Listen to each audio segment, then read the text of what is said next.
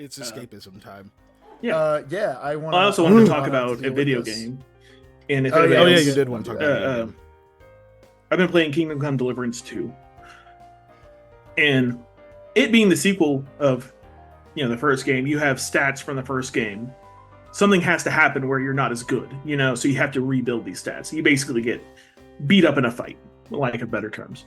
And all your stuff is jacked by bandits. So you're walking around as a pleb again. No armor. You're basically using sticks to fight with, the equivalency. But you find this, basically the first people that really help you is this little settlement. And it's this lord, and they're both old dudes. They're both fucking, ancient in this times. They're probably 50. For the 1400s, that's ancient. No, but no, like seriously, they're all gray-haired old men. It's this lord and his old guard, called Gnarly, like Gnarly. Like, he's not his real name. It's one of those nicknames that he got because he's a gnarly old man. Yes. But they're very much like, you don't have any armor, do you? Hold on, I got some old padded armor, an old helmet, and a beaten stick you can have, and gives you like your basically first starter equipment. Mudkip. And they do the thing of like, come on, take a swing at me. I can take it. Let's see how good you are. And doing all this shit to get you built back up. So I have a little special place in my heart for him. Sadly, old man's son is kind of not a good dude. And you let the big lord, like, yeah, something suspicious is going on there. And if you say that, you find out that, he's actually helping some bandits. Well, if you tell the lord, something weird's happening with this guy, later on, you're like, oh shit, he's actually helping these bandits. If I tell them that, they're going to go burn down this castle thing with the old dudes. They're going to kill everybody in there, basically. And it's like, as was the style. I don't want that to happen. But I've already told them something weird's going on. So I have to pass a very hard speech check to be like, nah, I guess it was nothing. When you have to have like a speech check of 20. I had a speech check of 15. I was like, okay. When I tell you I ground for the last 16 hours just speech to try and pass this speech check, I did all the side quests I could. I put this mission off just so I could not kill this old man and his wonderful old guard. Because I'm like, dude, oh my god. Because a lot of people are like, oh yeah, because I was like, oh no, how do I fix this? And I looked up a guide because I've been trying not to do that. I'm like, I don't know what to do. They're like, oh yeah, easiest way, don't tell them that the dude's old act is suspicious. And I was like, I already did that. But there's nobody online that's like, oh, this is how you fix it. They're like, oh, just don't tell them. I'm like, I've already done that. How do I fix? And they're like, crickets. You don't. Yeah. Yeah. Oh man. Because like, if it was just punishing the old dude's son, I'd be like, cool. No, apparently they get there and they're, first of all, these bandits have just been killing patrols of guards for months. Also face lifetime. Understandably, they're a little pissed that somebody's like, they're helping these dudes that have just been killing them for a long time. So they get a little heated when they go investigate. Are you gonna do a snoof? As one does. Looking at my camera. Oh, okay. That's what I imagined to hear when you zoomed in that far. I can zoom in without leaning all the way in. Hold on. My new favorite tactic, though, is now that I've gotten good with a bow. I was using a crossbow because extra oomph. But I've leveled up my archery because it's also a bow. I've been using a regular bow, which means I can shoot faster. Is now I stand at the edge of bandit camps and go, hey, fuck you. And then as they come at me, I shoot them one at a time with poison arrows that make them slow. They can't run. Your face. Just as close to the fucking thing as possible. Sorry. So I wasn't aware I was Sam. That makes them unable to run. And it's like, yeah. Okay, and it's like, now that they're up to me, I'll pull out a sword and like, and step down. And step. Yeah. Okay. Anyway, yes. Quick thing, because you were talking about games, and because I already forgot the reason it reminded me of this, but whatever. Would people on the Patreon like a review of ZA, because I beat that game twice now, and I'm about to beat it a third time, and then the DLC comes out on December 6th, and I'd like to do the review before December 6th. And if people would like so, just put in the Discord in the Pokemans thread, and I'll make a review for like Tabletop Tours or something, or Competitor's Guide or whatever. And then how much money do they make us? They probably don't make enough to tell you what to do. You should just do whatever. I mean, that's fair. Then the other question that doesn't matter, but I was going to ask is, should I use blue sleeves or green sleeves for this deck? Because I need to re-sleeve it. These mint sleeves are cooked. Green sleeves. Anyway, what is it? As I have not sponsored, guys... but you should buy Dragon Shield because they're good shield. They're good sleeves. What is not sponsored, but I have non-glare forest green and non-glare blue. And I just don't know which one to put on. They're heavily glared. Well, that's the outside. Put them in focus, first of all, bro. Okay, hold on. The green.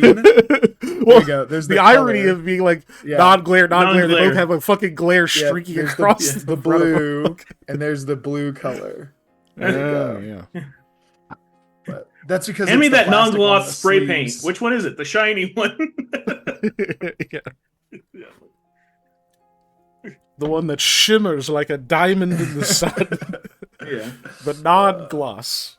Because it's new, and my gloss is old. Like NaN? Like non-applicable number? Because it's too high? It's because gloss is fuck. It is a Pokemon card deck. It's a Mega Boy Toolbox deck. No, it's that's what I'm saying. I'm fine with you Mega keeping it that deck. vague, because we're 20 minutes after 7. This is the last thing I said. It uses Mega Kangaskhan as a draw engine and Mega Absol as the main attacker. There you go. That's it. So, Mega Absol, main attacker.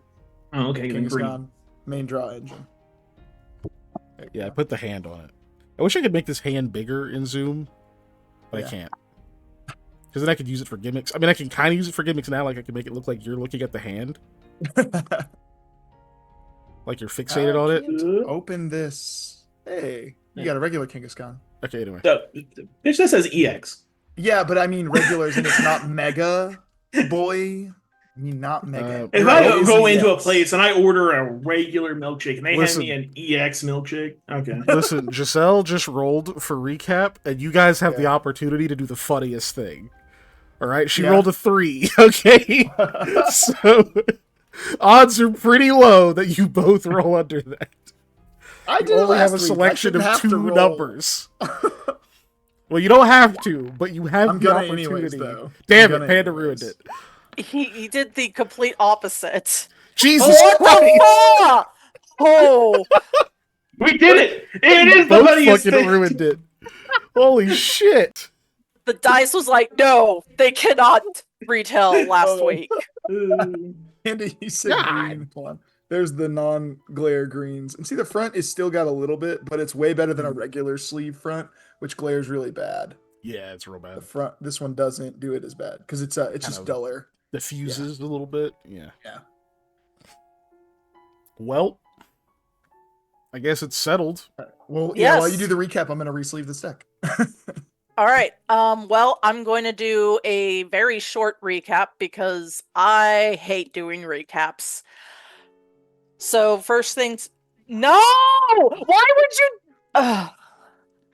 you? First things first, I'm going to say something positive about myself. Thanks, Snake. First things first, we gotta say something nice to Jesse. No, then we gotta drink some water because breathe and hydrate. Stop. Yeah. Super good. Yeah. I should actually get water and not just coffee. Yeah, maybe. I think I'm a very good gift giver. I'm just saying that because I got Christmas shopping done, so I'm just like, yeah, I don't have to think about Christmas at all. Nice, no notes. Doing that as soon as I don't have to work tomorrow. I'm doing that. That's smart. I know we're on the recap. I know we're not doing this. I'm going to encourage everybody to try and do as non-corporate a Christmas as possible, which means don't go to Black Friday sales, please. Don't do Cyber Monday. Just because it's just better for all of us. The corporations are the ones who are causing a lot of the problems that we're dealing with in the world right now, and the less we can give them, the better. I understand that's not feasible for everybody, and I'm not saying don't buy things from corporations. I'm just saying don't do it on those big crazy sale days where they make. It's also a scam, and they rose the prices 3 months ago. Yeah, and they work the crap. I out worked of a ton of in retail. I saw them do it way over the line. You know what? I forgot what that redeem does. Hold on. I'm really Snake bad. has to be witnessed of. They don't have to go to work tomorrow. Yeah. Yeah, I can't remember what that redeem does. That's what I was saying. I think it is admirable that you're a good gift giver. I am a bad gift giver, or not a bad gift giver. I'm a bad gift buyer, because I will buy gifts for a specific event several months ahead of time, and then give it to the people long before the event, which then means I must then acquire a second gift oftentimes. Or the opposite is that I hide the gift so that I will not do that, and then I lose the gift, and then I have to give it to them 2 months later. Snake, I also like giving people food. Giving people food is like one of the best things. Oh yeah, cooking is definitely one of those things that I do for people I care about. Well, Yeah. I think that redeem just makes you shiny and chrome, but it doesn't like actually do that. It just Sorry, shiny and chrome. It just says it does. Well, the the redeem is Witness Me. Yeah, from Mad Max, from Fury Road. Yeah. and the icon for it is a fucking war boy that I shrank down enough to make an icon for it. Heck yeah. I think that's literally all it does. Where are the boop rewards? Where are they? Here they are. All right. Where are you hiding? What's it do? Oh, yeah, somewhere. Oh, it just makes me look at chat. That's funny. It apparently makes me look up what it does because I forgot. Yeah. Yeah. All right. Well, it worked. It did indeed work. All right. Second, I guess I'm gonna have to start talking kind of hick because I'm Sam right now. You are. Yeah, I said it at the beginning of the stream. I wasn't aware I was Sam, but. Oh, are you in Sam's? Okay, yeah. Oh, okay. I guess I have a shadow. Oh wait, I have a shadow that does its own thing. You want to be Eli instead? Yeah, I have autism. I don't know if I could attempt that accent. You don't want to make an attempt at a South African accent as an American who can't do accents? Yeah. I can at least attempt a hick accent, but please don't. Anyway. Go ahead. Yeah, please don't. Oh god. So last time, super short and sweet, we were like, hey, Lamia's shadow gone. Oh no, we're gonna go look for a little while. And Sam didn't originally do that. He chilled back at the inn. Well, actually, before that, he decided, I'm gonna talk some birds. And he talks to a few ravens and gave off a copper, a silver, and a gold to a raven in their murder. I believe ravens are still murders. Crows are a murder. Ravens are something different. Are they? Okay. Yeah, maybe. I might be wrong. I'll look it up while you talk. And basically, he's got a network with ravens. They're unkindnesses. And it is an unkindness of ravens. I knew that, and I was not sure. But yes. They're unkindness. That's... Yes, they are an unkindness of ravens. That's insanity. Anyway. Because it's nicer than a murder. A group of magpies is a mischief. That sounds about right. So Eli and Lamia go around and they scare the library folks, so they have to go to the White Thrush and like, hey, report if news of golden holy symbol of, let me get her name because I have it.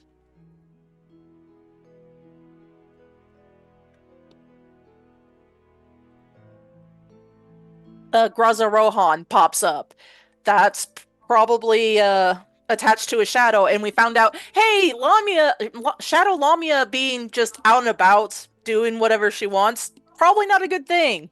She may try and turn other people into shadows. That's not a good thing. Which I'm skipping a lot, but at the end of the session, Kazmira and alive Lamia basically come to an agreement of, well, yeah, Kazmira is going to go and find Shadow Lamia because we're too busy. We got busy and important things to do with statues that we don't want to be near. And now we're going to rewind and go back.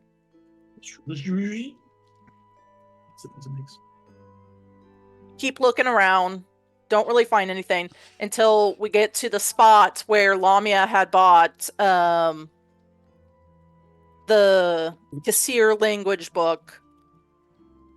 And, oh no, Shadow Lamia is very sad. Very, very full of despair. Not good. At least it's not Danganronpa. Danganronpa.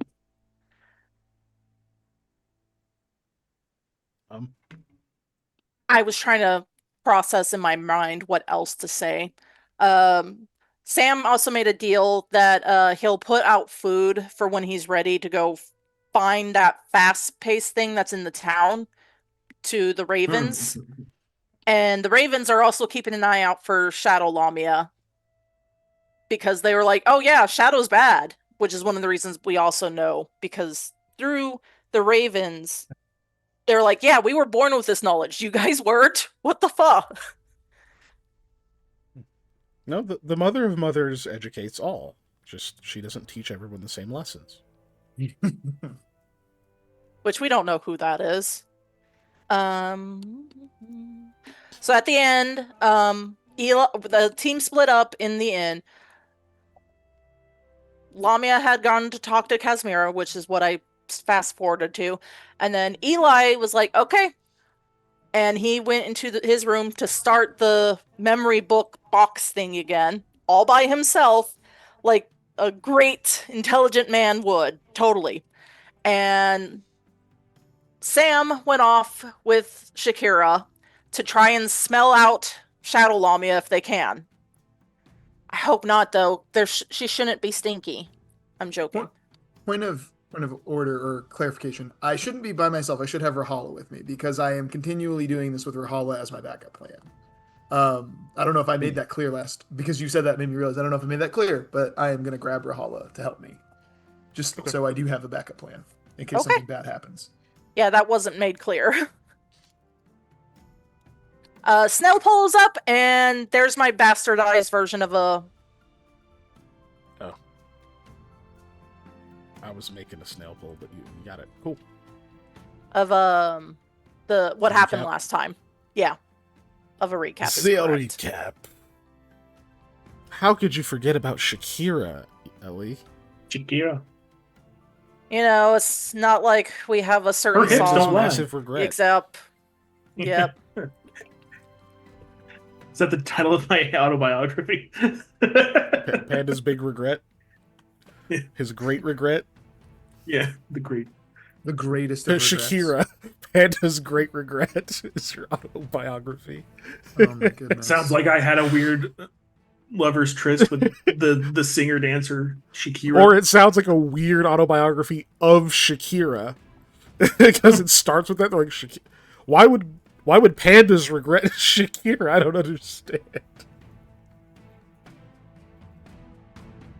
Anyway, yeah, yep, cool. Anyway, so yeah, we're here. We're here doing the thing. Hey, you expect what from Wade? Not from me. I didn't forget anyone's name. Right? Did I say somebody's name wrong? No, that would have been Scott. Wade forgets names. Scott just mispronounces everything. Oh, excessive talk of Shakira. You know what? That's fair. That's fair. Okay, so shit, where exactly did we leave off? The last thing was the Ellie and Casimir. Or not Ellie. Sorry, I was looking at Ellie's name when I said that. Lamia and Casimira talk. And That's funny. Sam and Shakira were going out. and Eli and I guess Rahala are doing the box thing. That's where we left off. Yep. Right. And then Sam, you were like outside. I think you were either looking for the speedy thing, or no, you weren't doing that yet. You were looking for Shadow Lamia, right? You were trying to find a trace. Yeah. Because Okay. I think out of character I know stuff. In character, no, I'm still gonna go. Yeah, because it makes sense. Okay. Is there any particular method to this search? Like any kind of details you want to elaborate on? We were worried about spots where they have been, or like that mean something. So I think I want to go. I'm probably not gonna bother him, but I'm gonna. Fuck. Our creator friend, Smith guy. I'm blanking on his name. Yvain. Yvain, thank you. Yeah. I might like kind of head there and try and start there looking. See if there's any trace, and then I'll, expand out. Okay. Just go there and branch out from there. Yeah. Okay. Go ahead. I was supposed to get a hold of Sherlock as well at some point. Yes, because you were going to see if he was going to go with Casimira, but yeah. I just wanted to you decided you were going to look around first. Yeah.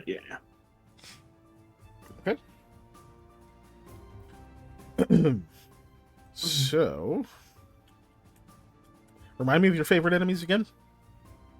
If it's on the undead, magical beasts, animals. Nice. Okay. Well,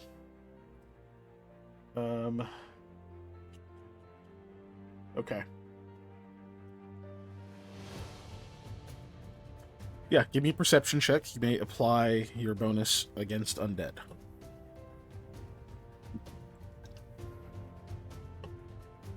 You did get enough information about how shadows are undead creatures. This is the one I have the least amount of points put into, so let me look. Yep, it's just regular. It's probably just 2 then. Yeah, it's just 2. And you said roll what? Perception. Sorry. Oh, okay. I needed it. Damn. Is that with the +2? Yes. Okay.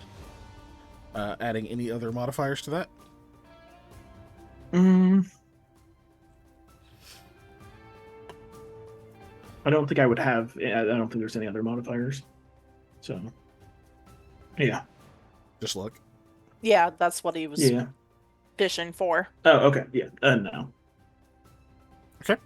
So with the 24, you start over there. You do see a few like people out there and stuff, and you've swung by there before. As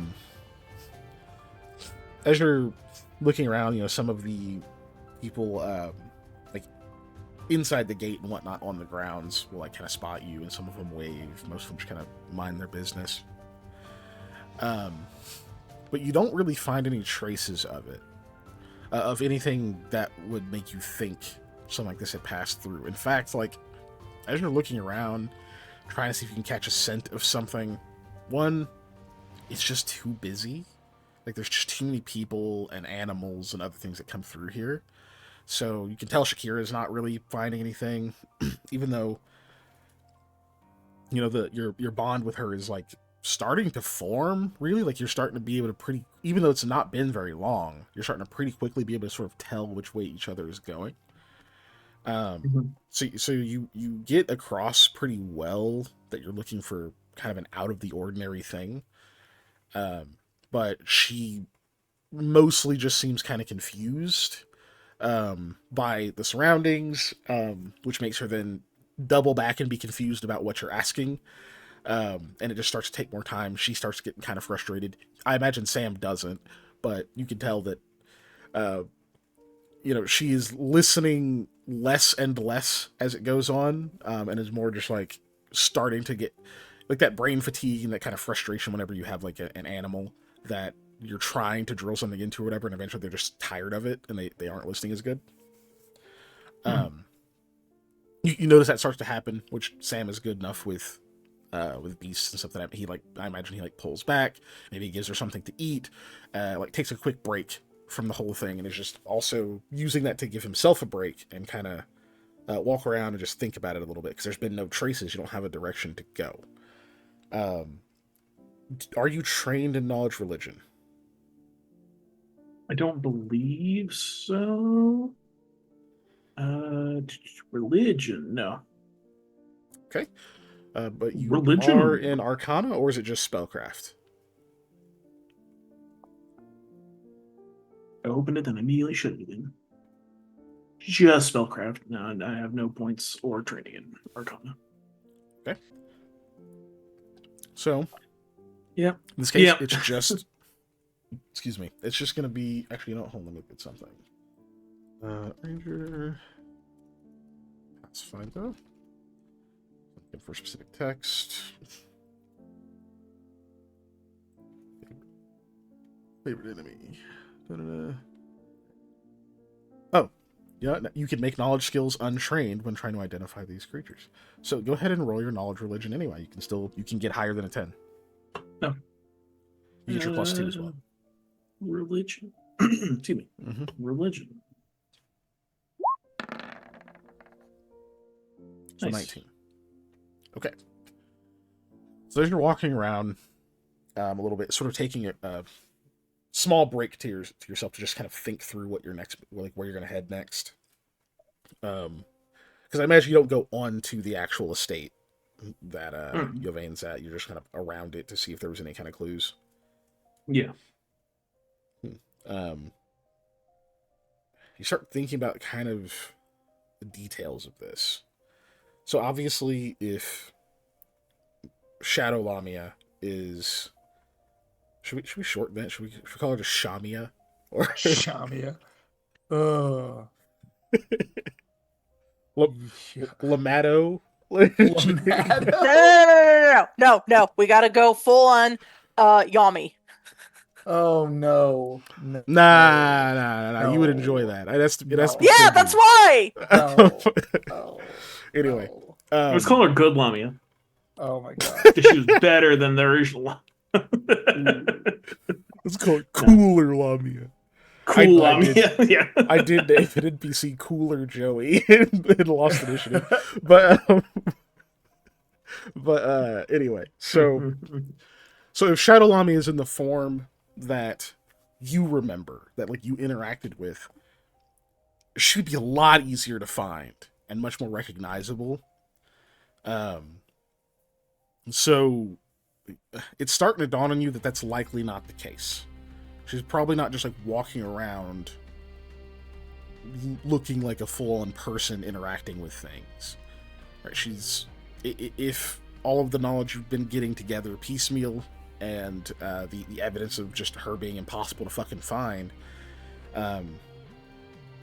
is evidence enough, then likely she's closer to the form of a shadow, not of a put together like a risen creature, which would mean she's incorporeal. She can pass through solid objects, through walls, stones, all these obstacles and things. She could just go through them. So she's not going to leave anything like tracks. You're not going to be able to find like footprints or scrapes, drag marks, broken twigs, that kind of thing like that. She's not going to leave anything like that. What you'd be looking for is things that seem a bit more supernaturally strange, whether it be short trails of like dead foliage that is kind of out of place for where it would be, or things like that, colder temperatures in certain areas, that kind of deal, which it's unfortunately harder to track when it's raining, but it's better than what you were going off of before. You've kind of solidified that like you're not looking for a corporeal person. That being said, you don't find any evidence of that stuff here on like a second pass through, seeing if there's something that stands out. Um, not with your 24 at least. I don't know if you would spend even more time in this area with that renewed knowledge, and well, I'll give you another roll if that's the case, or if you would move on at this point. Oh, how do you track a shadow? You know. Yeah. I think Sam is just going to move on. He's just going to continue looking the best he can with what he knows how uh, over an area. So, Oh, that was the other piece. I'm sorry. The other piece of it though is that like you wouldn't 100% rule out scent. That's one of the things you think might work, because clearly this entity can still interact with things if they stole that holy symbol like you guys are thinking they did. Then clearly it can still interact with things, which means even if it doesn't carry a scent, whatever it's stolen away with or is like interacting with may. And some parts of that may cling to it. So having Shakira with you is not the worst. So you're moving on. Is there anywhere in particular you're headed next?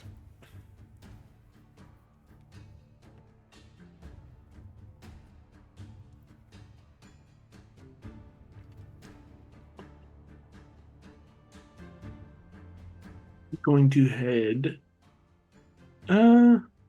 This might be like the complete opposite direction. To Kotega's ship. Maybe since Lamia's original body was there for so long, maybe a cool Lamia thinks that might be a good place to go. I don't know. Okay. Cool. I hate to think that she's going to pull the, what is it called, the Demeter, the ship that Dracula was on. Right. Yeah, but well, no, hold on. I think she was on the Daedalus, but anyways, Run that back. We know that Kulami had a whole thing about water, like extreme aversion. So maybe that doesn't make sense to go there. Oh, it was the Demeter. You were right. My bad. Yeah.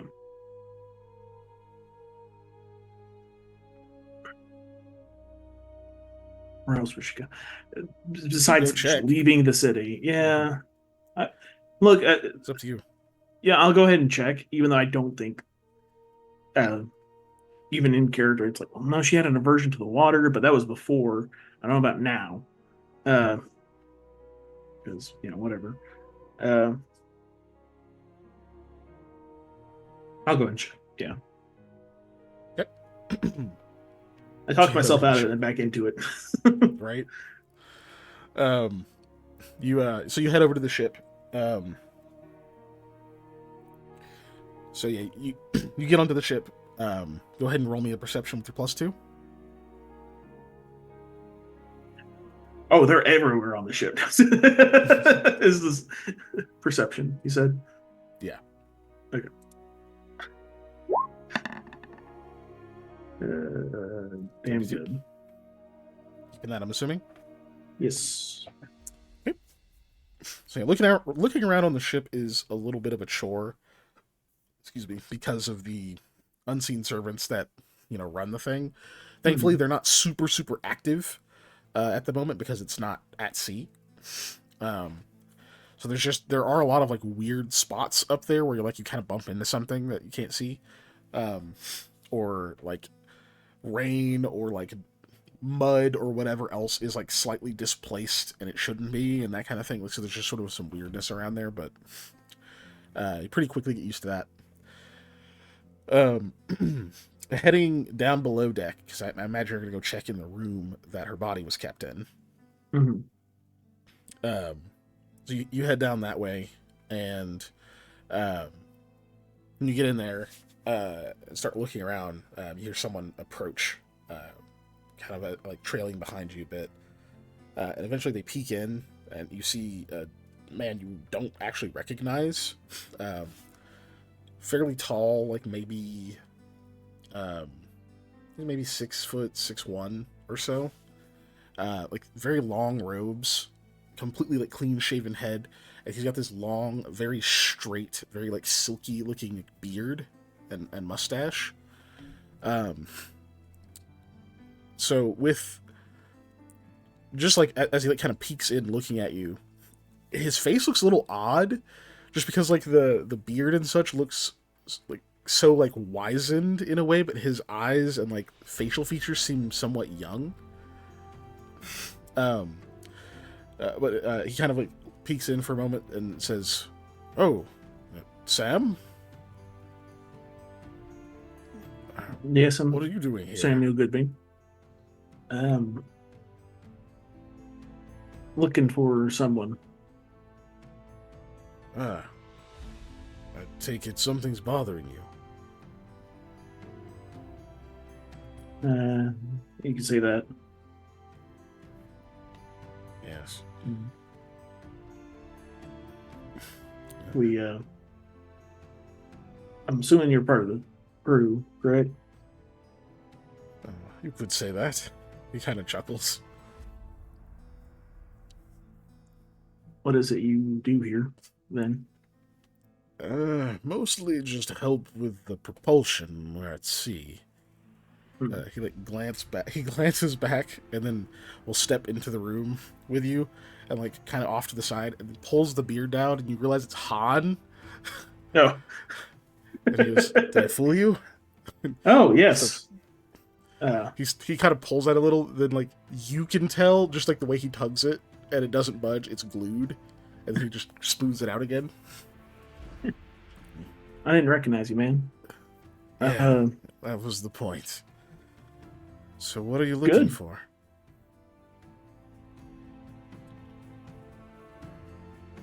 You know that Lamia was in here, right? Of course.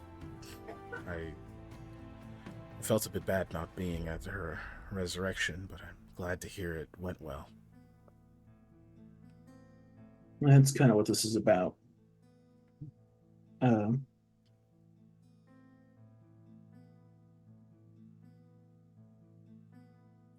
Since we had Lamia back already, at least she was inhabiting her shadow. When we brought back her original form,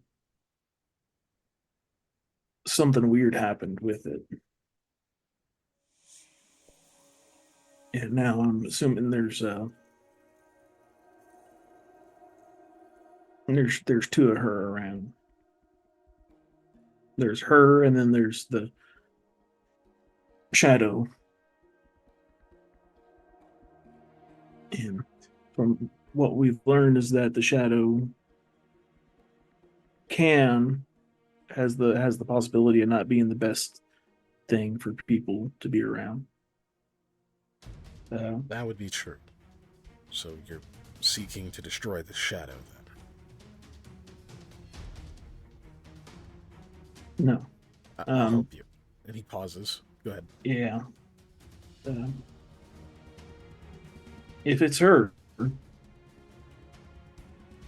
if it's the Lamia I've been with for the past however many months it's been, a month, I think it's been a month. At least a month. Yeah. That's my friend still. If it's her memories, her experiences. I gotta try and things. Yeah, I gotta try and help her. I'm like, I don't know if I can just. He kind of pantomimes like, if I can put them together, that would be ideal. But I don't know.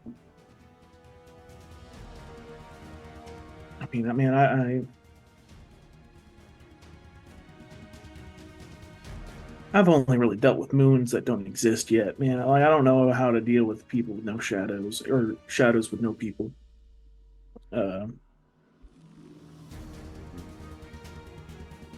Are you just sorting your I know. thoughts, or do you want answers to some of these questions?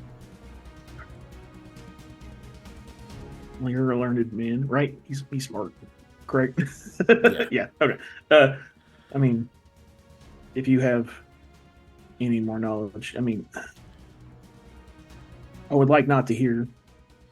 I would like to not hear that the best answer is to simply eliminate the shadow. Then I won't say it. What else can you tell me?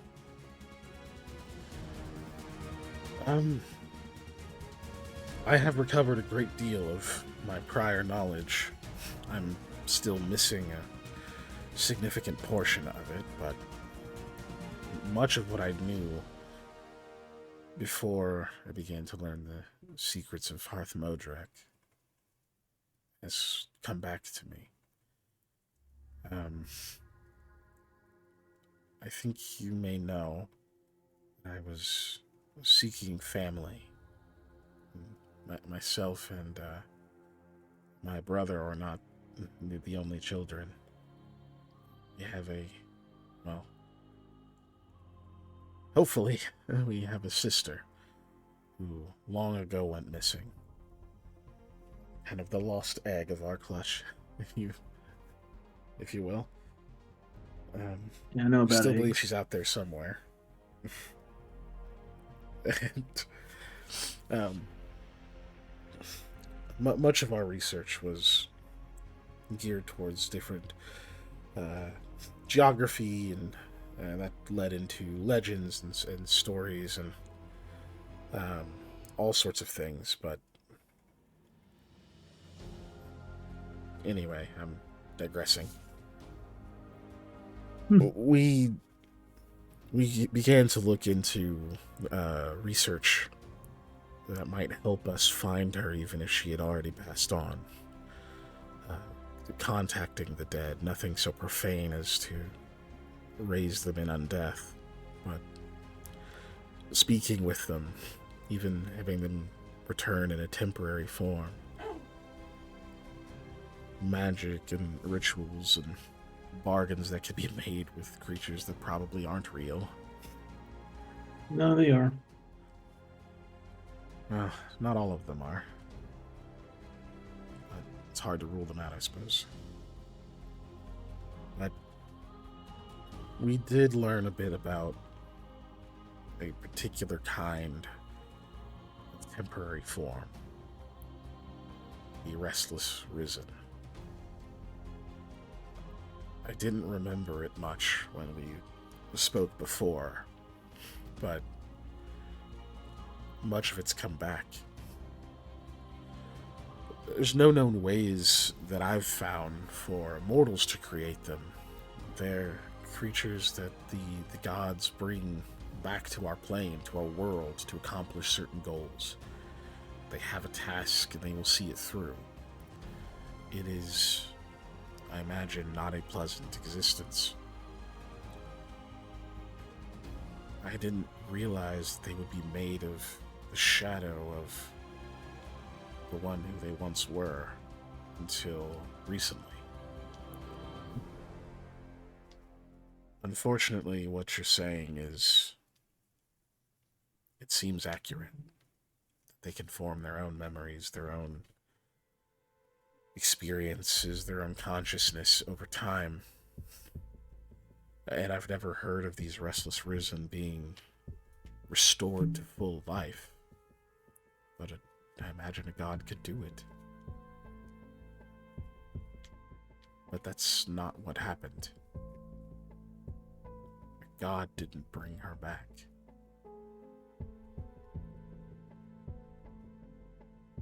Mortals did. Stole in the center of this whole connection, this whole event. Perhaps it's divine power that raised her, yes, but not a divine hand. I don't know that there's a way to bring them back together. Not not without the same force and grace that cleaved them apart.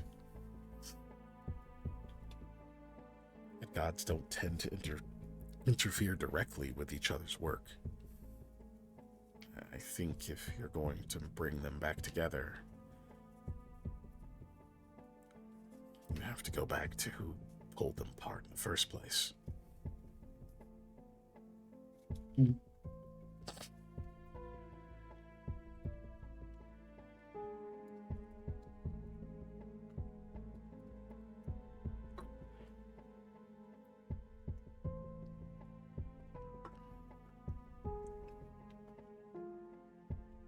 I don't want to have to deal with that at the moment. You have to warn you, though, Sam. Displaced shadows are very dangerous. Even if they're not the shadow of a creature that's contended with nascence and even overcome one, even if it was with the help of her friends. Lonnie is a very powerful individual. And her shadow got the full experience of that. All of the memories, all of the everything.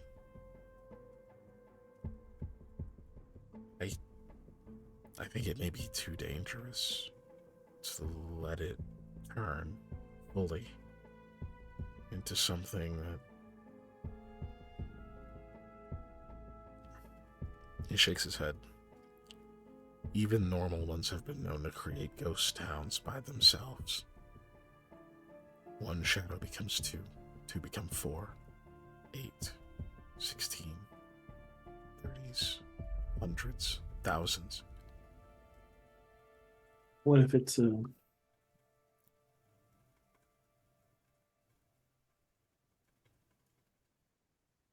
what if it's on a place where it can't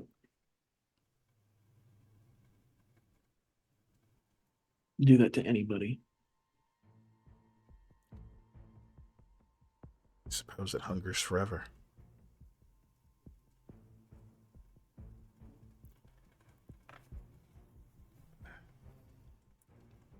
I get you.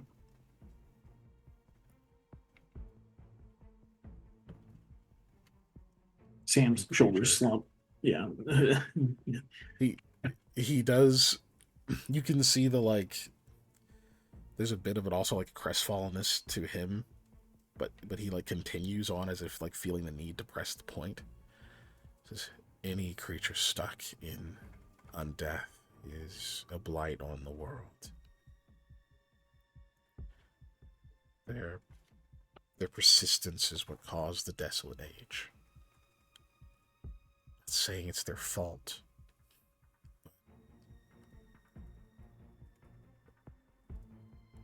Don't know that there's a reasonable alternative, Sam.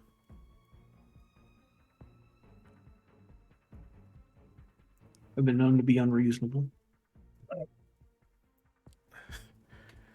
As have we all. It's one of the benefits of being mortal. I just hate to think what could happen if this being, as powerful as I think it may be, gets a hold of someone like you. Someone like Eli. I'm built different. And I wouldn't want that turned against the rest of Hayethe.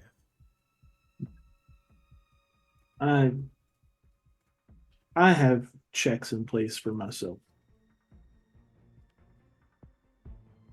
Beings that, should I ever do anything, yeah, if I go a route that I shouldn't go, there's somebody out there to put me down. So, and I wouldn't have it any other way. Short list. You Batman? Yeah,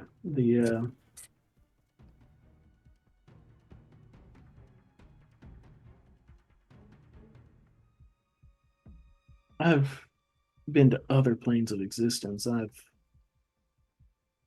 helped gods. Somebody owes me a damn favor.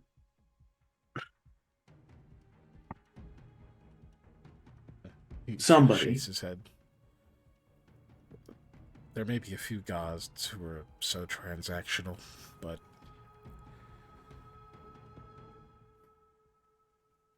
what I'm starting to believe these days is that we are owed nothing, and we owe nothing. No, a lot.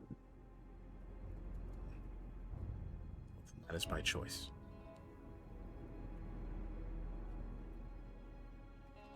But,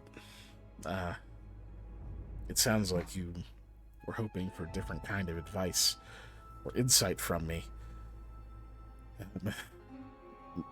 You're seeking the shadow, so you needed help finding it. Is that it? Yeah, she took a holy symbol of blah blah blah because I can't remember what it is. Raza Rowan. Reservoir. I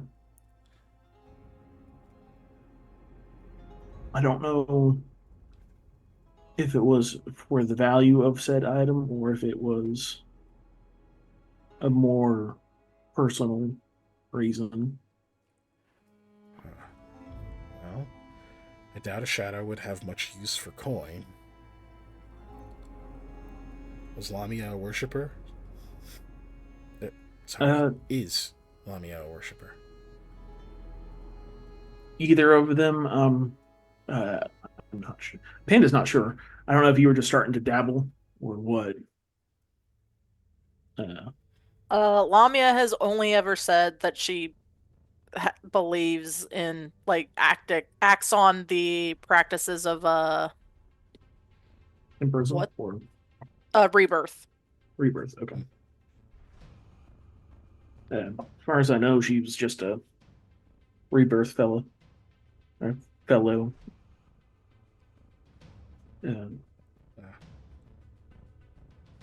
I mean, some people get more complex than that, so.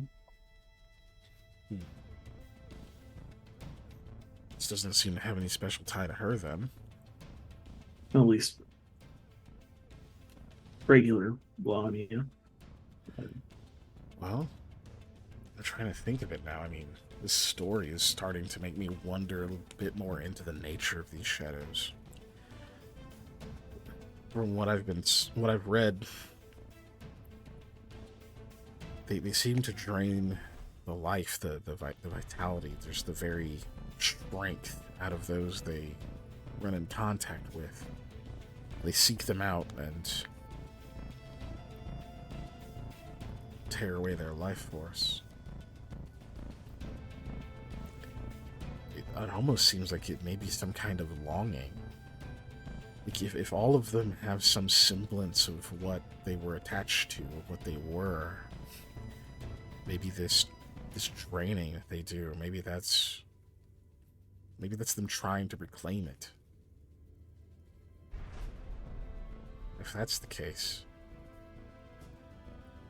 this shadow of Lamia, if it's still conscious, if it still thinks like we think, what place would it be in right now? What would have driven it to take that particular holy symbol? Then what would it do with it?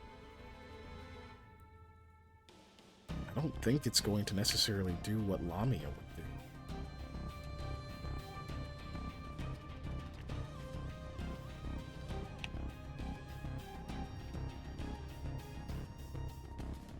I don't know. I know. Would I be okay? This is the weird thing to ask. Would I be aware that my favorite enemies for undead is helping me? That yeah, I mean, it's okay. based on your knowledge, right? This is like some level of your own studies as well. In my area of expertise, I have you know, there's details about hunting animals that I've picked up. There's details about hunting magical beasts and gate ink that I've picked up. There's things about undead that I've picked up. And there's some undead details going on here that are keying up.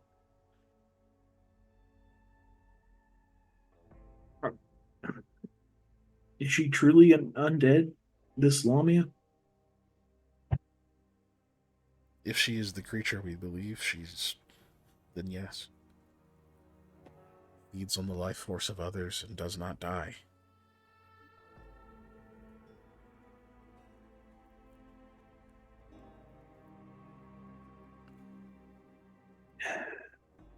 Big sigh. In character as well. Why don't you check a temple? She's taken a symbol. Maybe she is also turning to the gods for help. I didn't think about that. Hey, honestly, she had a strong aversion to water, so I was even unsure why I came here. Besides, maybe she was going to where she was last. Is this where she was last? This is where part of her was last. There was a connection between the two. Shadow and the Nods. Form. So maybe there was a spiritual thing going on. Temples. I only know of the Guardian Grove. I'm unsure. Was I shown on the tours of a temple district, or are they kind of more sporadic than that? You were in a, well, it wasn't necessarily a temple, like not like a giant structure temple, but where you did the resurrection was effectively one. Okay. One made out of the inner sanctum of a previous cathedral, but yeah. I guess I'm unsure on how this world treats its worship. Is this a Elder Scrolls-esque thing where it's like, yes, here's the church with each of the gods you can pray to, or is it like, no, this is the worship area of, It depends on the area. In Setsegia, you're mostly going to have dedicated spaces for individual ones, but you will have, especially in larger common spaces, you'll have small statues or shrines or such to many deities. Okay. It's kind of lined up differently so you can separate your veneration a bit and offerings, but okay. Which you'd be reasonably certain there's one of those somewhere here. Yeah. But you'd also know that there are dedicated churches and that kind of thing as well. Yeah, I just wanted to clarify. Okay. Okay. Well, that gives me my next destination.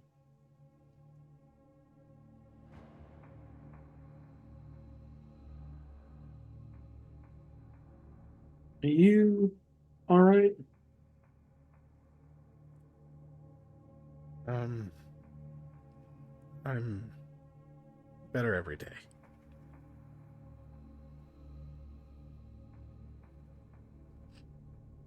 Lummy was the one mainly dealing with Han, right? Okay. I don't think I had too much interaction with him, but I would say there was at least some in passing because we were around. Yeah, you guys traveled with him from Saikan to Shand the first time. He was in the cart with you. So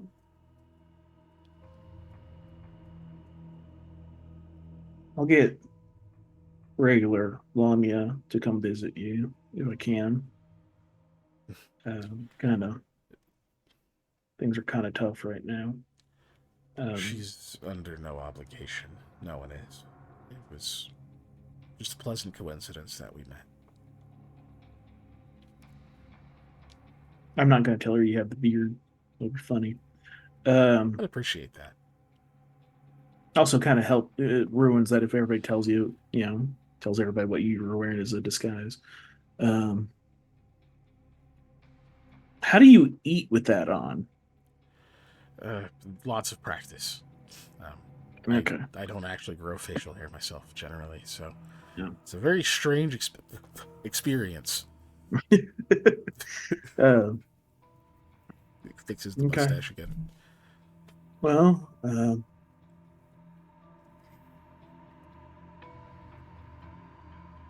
Sam kind of looks around the empty chamber.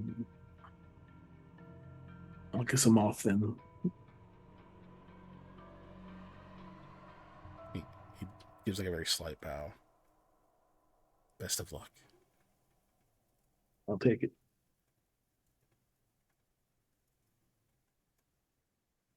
All right. No. I'll leave. I go into Roy's living quarters and I poop on his bed. No. Jesus. No.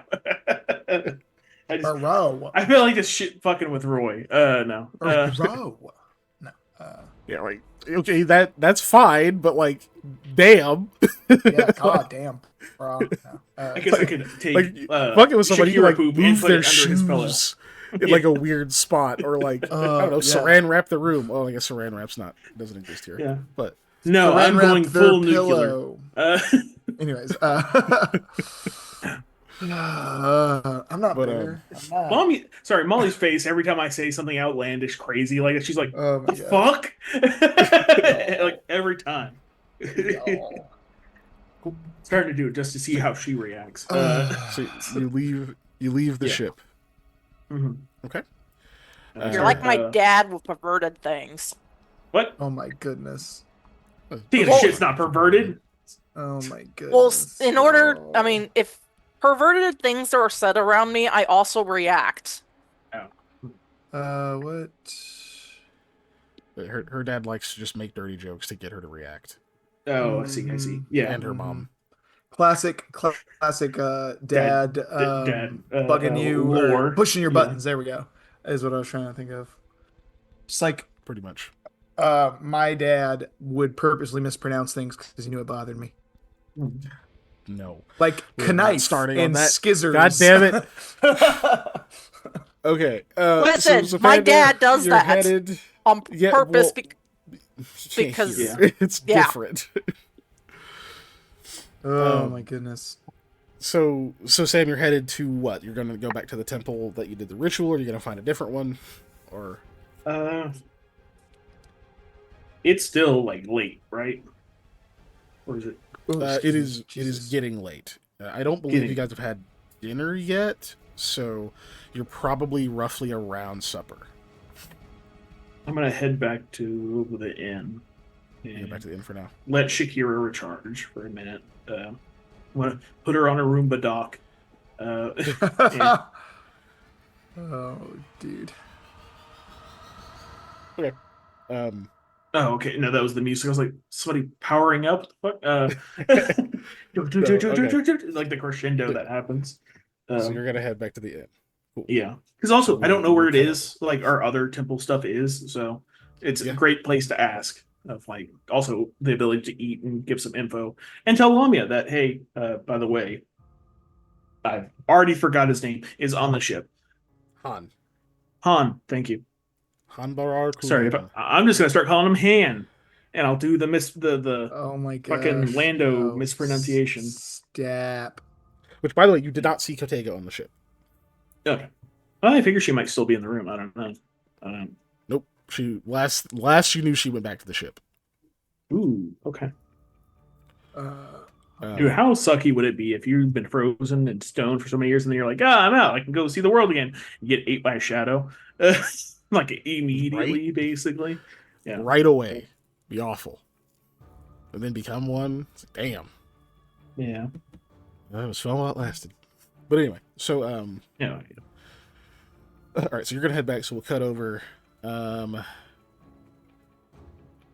We definitely gotta handle the box. I forgot, what was Lamia doing? It's in the box. What's in the box? Well, not sure, Lamia we didn't can know wait. Eli's Okay. plan, so she intended to go into the room because she had nothing else better to do. Like, that's where I believe you're still in the rooms to deal with the box. So, or unless you were going somewhere. Nope. Okay. All right. So in that case, we'll come back to that. Rahala will present the box again, and pull up a seat over at the table. All right. Well, there's no talking you out of it, so suppose we begin. Yep. Say that as if I'm doing so much work over here, just watching you freak out with your eyes closed. Necessary work you're doing there. She goes and grabs a pillow and sits there holding it. In case you fall. Good call.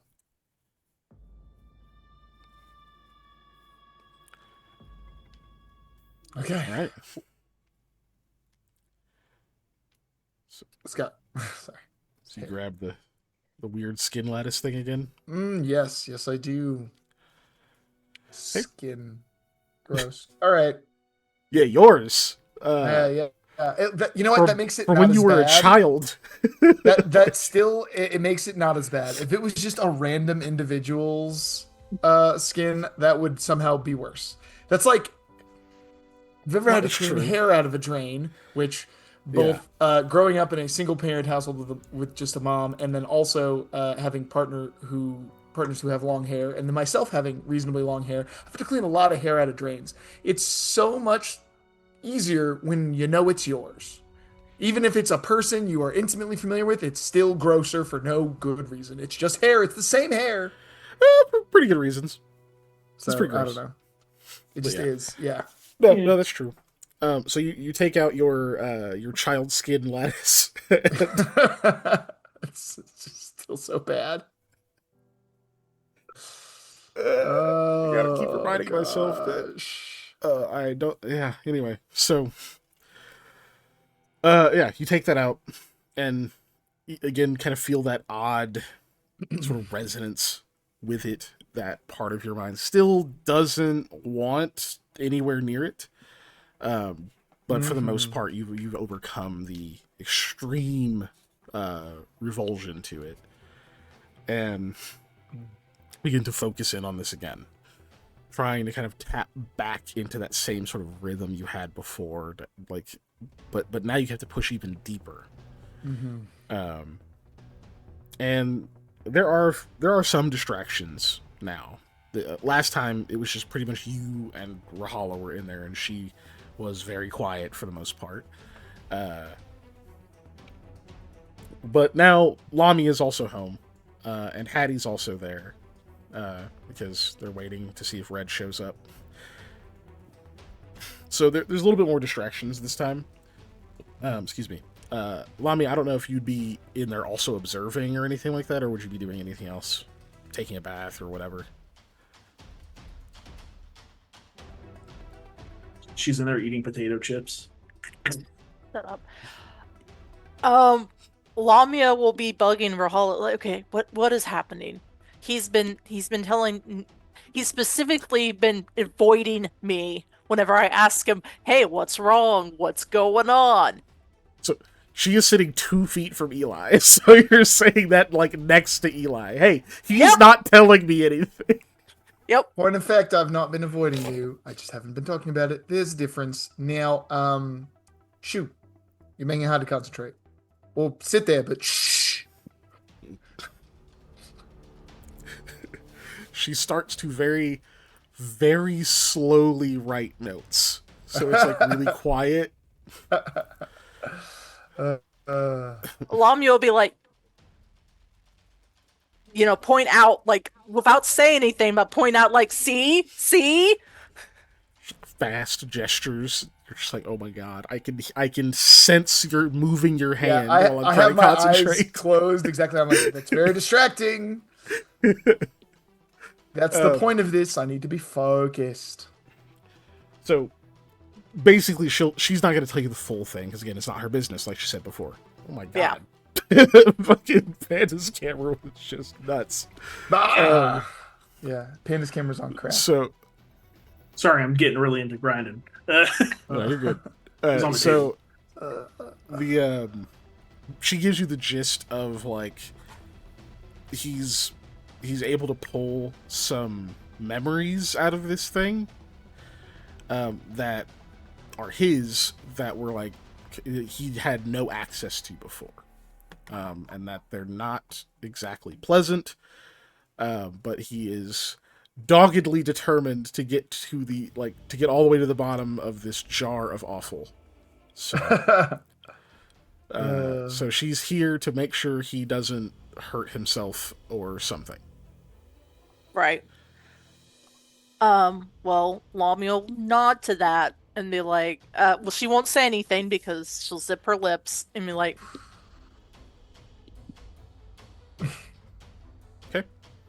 Okay. She's basically going to keep an eye out. She of course makes sure that you understand, like, she doesn't give you specifics, just that, like, yeah, this is really heavy, deeply personal stuff. That kind of deal, but obviously doesn't give any specific, because she only knows a few things, because he didn't reveal absolutely everything, just kind of the beats. So, and you can kind of see that, like, as he's starting to focus and whatnot, that she does look a little bit nervous, but she does, like, seem to be watching him very closely. Rahala is not. She doesn't have like a super short attention span or anything like that necessarily. Like, she tends to be able to focus on a thing for long periods of time, albeit with talking to herself or wildly gesticulating or yelling whatever it is she's thinking at a person near her while she still concentrates. Like, she kind of interacts with the world as she concentrates, but she can concentrate for long periods. But it's kind of weird seeing her do so, like, quietly without working on something. It just gives you the sense that, okay, clearly she's seen something so far and is kind of on alert. But cool. That being said, so you're in there. So Eli, the distractions do die down a bit. Maybe there's like a couple, like you have that little moment with Lamia where you're just like, shh, hey, shh, yeah, I'm trying to do this thing. Yeah. Occasionally there's like a thump or something from far away, and Hattie will like shout an apology, and you eventually have to just be like, look, if you drop something, it's fine. Don't apologize. That's just an extra distraction. Just drop it, move on. Yeah. Just drop it, move on. Exactly. Like, there's like a couple of those moments where it just kind of makes things take a bit longer. But finally it gets relatively quiet to the point where the little bits of background noise are something consistent enough that you can tune it out, or quiet enough that you just never quite hear it as you're getting deeper and deeper into your focus. Okay, go ahead and give me, this one's just a flat caster level check. So just like kind of the initial sort of passing of that first hurdle. Boo. 14. Keeping the 14? Yeah. Okay. I So will. So far, several minutes go by. 20, 30 minutes or so. And so far you're just not getting it. Like, you can feel the connection, and like you kind of get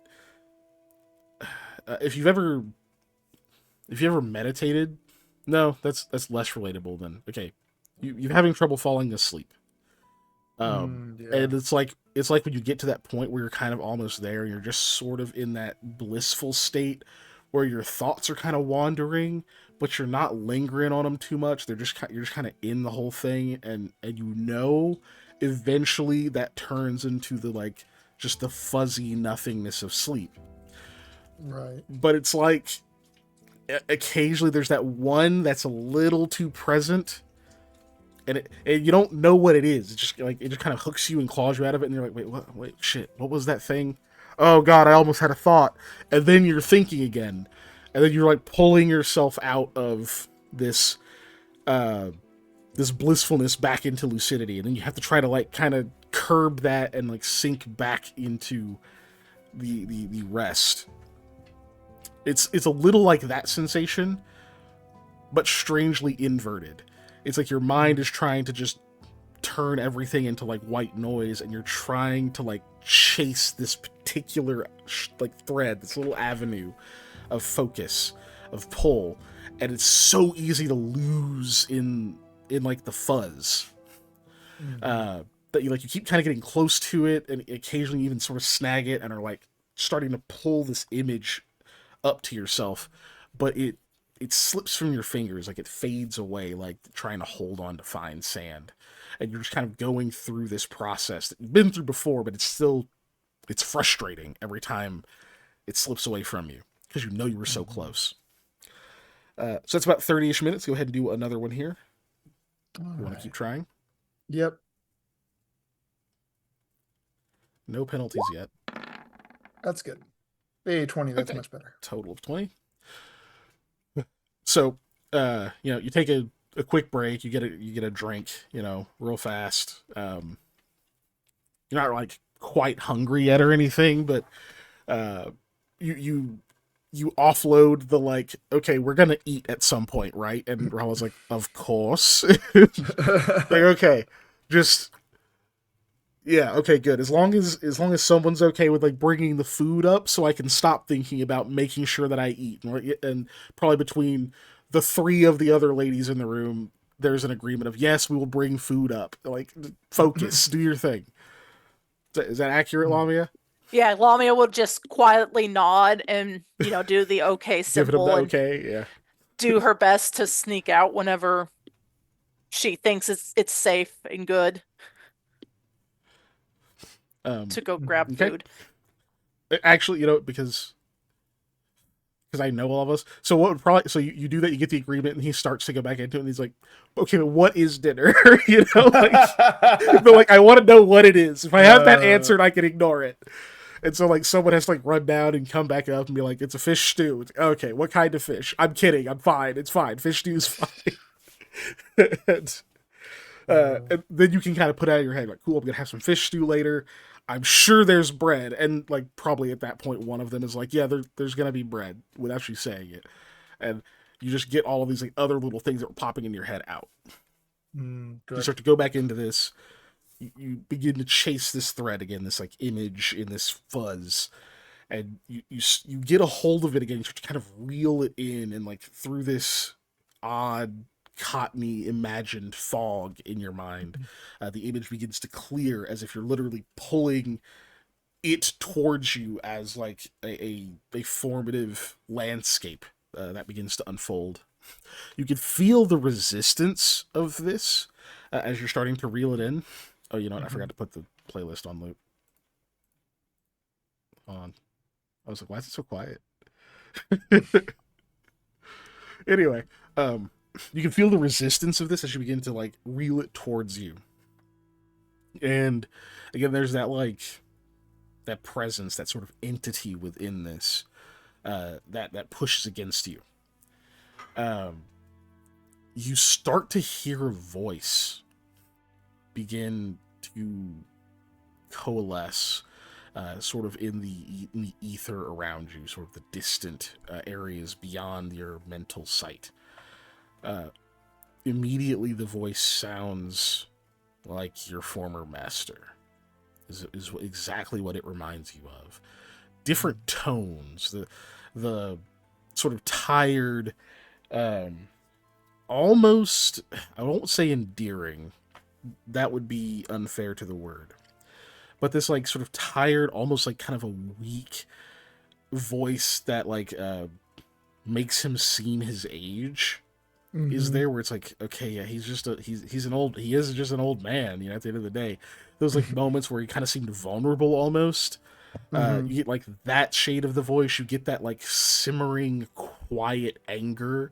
You get this sort of like loud, like snapping like moments of fury. You get like the sort of bubbly, like kind of excitement that he would display sometimes. You get like just all these like different shades of the voice are beginning to just sort of seep in around you. Excuse me.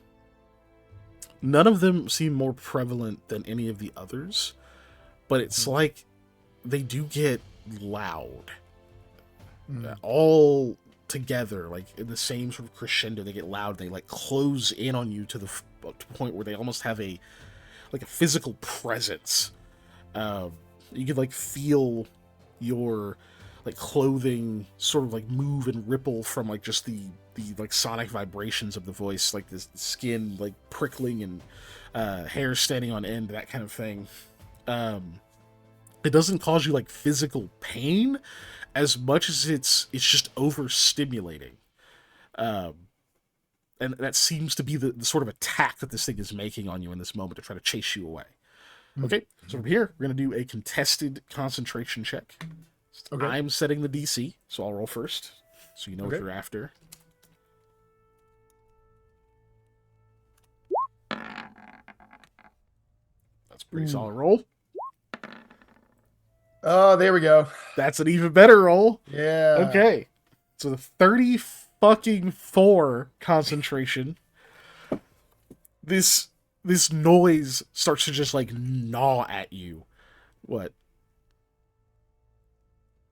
Oh, okay. No. Something else. Okay. This noise starts to like gnaw at you. It's like grating on your nerves, on like your patience, your constant, like all of just like your mental faculties. It's just getting in the way of everything, trying to get between your thoughts, like some kind of obstruction slipping between the gears of a machine. It's just noise in every sense of the word, but you fight through it. You've learned so many different tricks to focus through things like pain and overt threats and distractions and surprises and all this stuff, to do things as complicated as cast spells. And even though that's in your blood, there's still a practiced, rote, learned methodology to your casting. And you have to get that right. You have to get it right. Basically every time. Especially the times when it would be difficult. Because those are the times where if you fuck it up, you're probably dead. So you've just done so many of these that like even this noise, even these threats, even like the spikes of like trauma and other things that some of the like snapping voices and things will trigger in you, it only seems to fuel you forward in the task you set before yourself, which is to pull whatever this is to you. So its attack just utterly fails, to the point where eventually the noise is almost laughable because you started to see through it. And whereas some instinctive part of you thought that like some of these commands would be things you needed to listen to, just because that child inside of you is like, oh god, if I miss this instruction, I'm gonna get beat, that kind of thing. The like just different parts of you like are drawn to different aspects of it, but eventually it's gibberish. None of these are real. Well, there's occasional real words, but they're just filler. They're not sentences. None of these are true commands. And then as you start to focus in on them, it's almost like they try to adapt the attack because they know you're seeing through the illusion. So it starts to say things to you, but they're still kind of nonsense. It's just, they're poorly written.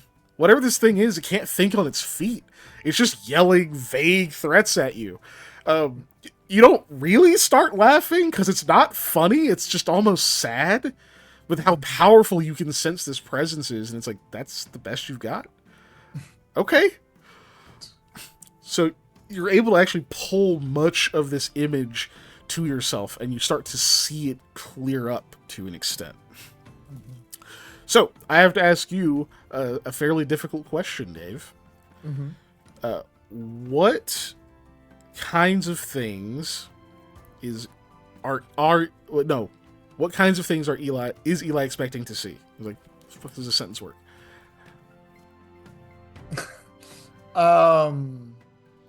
Oof. I don't know. Like probably. Give me 3 words. Is that harder or easier? I don't know.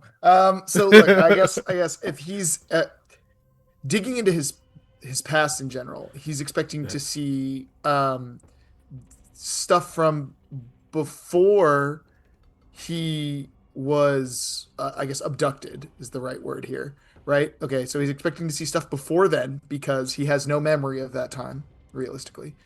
Um, he is expecting to see things worse than what he remembers, which what he remembers is all pretty bad, right? Like, Mm-hmm. and then um, I guess he is also probably expecting to see something to do with his connection to Aldwin because he doesn't truly understand that still. Okay. All very fair. Okay. 34 versus, what did I get? 27? Okay. So, you pull this up to yourself, and the fog clears. And for a moment, there is a reprieve from this mental attack. You kind of hear it break against your will. These, like, echoes rapidly deteriorate into silence. And what you're looking at is... You're looking at yourself as a child. Much taller than your child self. Hunched. And you can hear your own voice as you speak to yourself. Speaking in the voice of... what's his fucking name? Hold on. Shazadi Tancred, your master. Ordering you to finish what you started. And you do remember this moment from the other side of it, from being a child. You watching yourself holding a knife up to the back of your own forearm. And there's already 8 cuts in the forearm that have all been very crudely dressed and stitched up. And then there's another, and you can see that there's a bowl below you. The knife is already bloody. You can see it kind of trembling in your, like, obviously tired, somewhat woozy hand, and also it's slick with your own blood down the handle. And the bowl is only partially filled. And you bark at yourself, "Finish it!" You watch as you hold the blade up to your own arm, and again freeze. You remember that time, obviously for good reason. You weren't near as inured to pain and able to just kind of go into it or pull fully away from it as you are now. This was the kind of thing that trained you very cruelly for that skill. And you remember being so terrified of the man in front of you and trying to will yourself to do what he said, but as deep as that fear was, just the pain, the shakiness of like all of these other things together, you couldn't do it. It was impossible.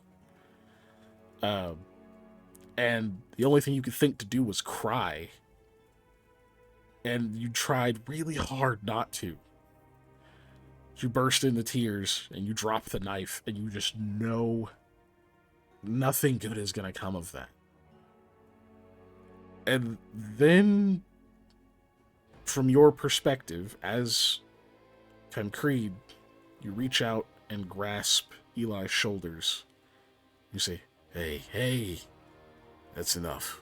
That's enough. Another day. And you watch as your child self kind of looks up at you a little confused, is go lie down. And then this horrible pain twists in your chest, in your stomach, just like all the way up from your guts, seemingly reaching from your throat. And you can hear that same mental attack. All of those voices. Don't you dare.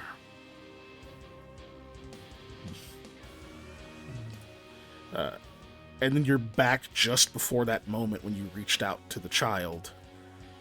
And you can feel that same twisting, like almost up at your throat. And you're kind of gritting your teeth. And you decide to take a different action. You remember the rest of it. It was horrible. We won't get into it. I mean, what the fuck are we gonna do? Sit here and describe the, like, brutality to a child? No. We can understand you had a terrible upbringing. Mm-hmm. But you get this weird insight into that moment. Two things revealed on that. One, there was more influence than just his own sadism and fucking lack of moral compass. But two, some of his memories are in here. Not just yours.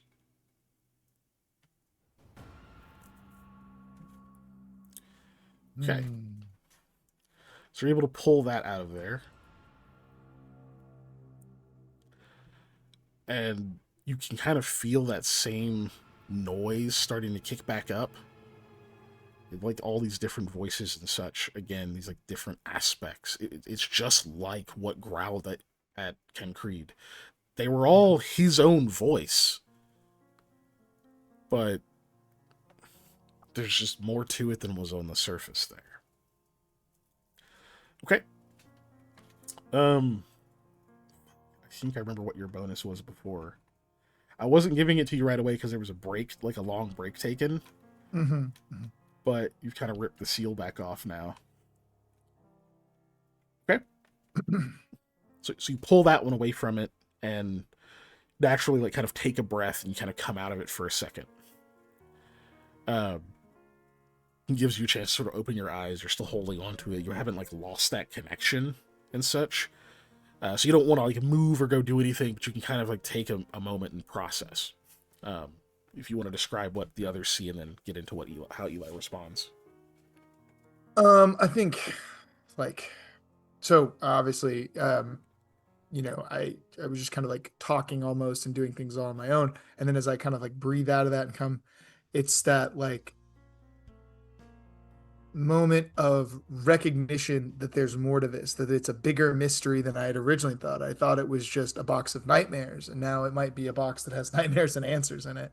So it shifts from that like that just obviously traumatic experience of reliving these things and like the awfulness of it to that wonder that Eli sometimes has when he needs to delve into something and solve it, even when it's definitely detrimental to himself and he knows it's a bad idea.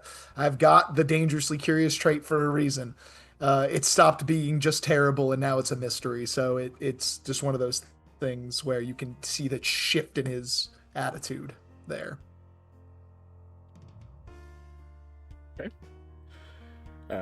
Rahala, for her part, is just quiet, kind of giving you sort of a quiet space to speak or not speak. Not really have anything, by the way, like to say. I'm gonna say around this time, Lamia had left a little earlier, so she's like peeking back in with like a bowl of the fish soup and a big thing of bread. Safe to come in. Eli, you immediately smell food like behind you. She's peeking in.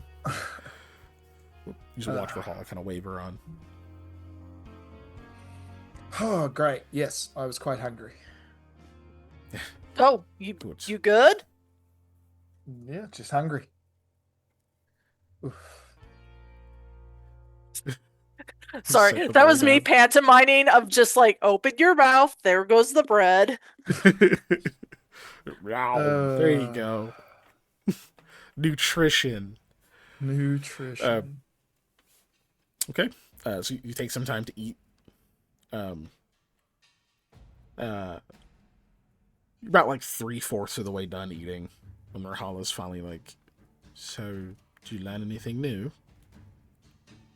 There's more than just my memories in the box, so it should be kind of interesting.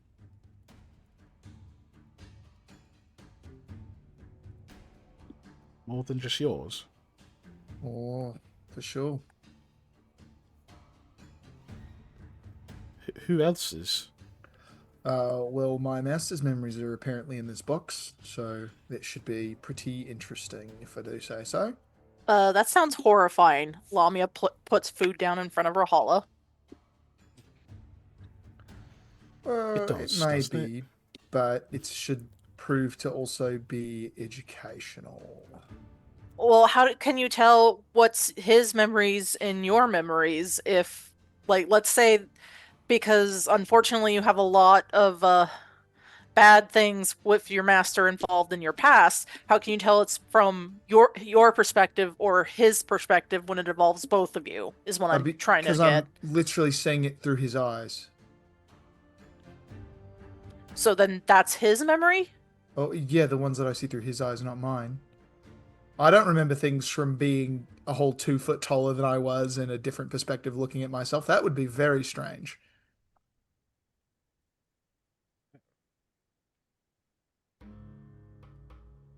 It certainly is interesting.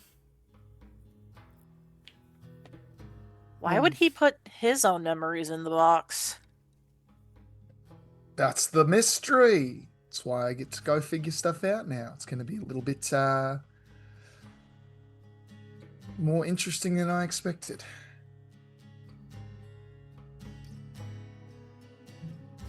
I'm gonna insert myself back in the game now. Y'all hear clacking of dog nails on him.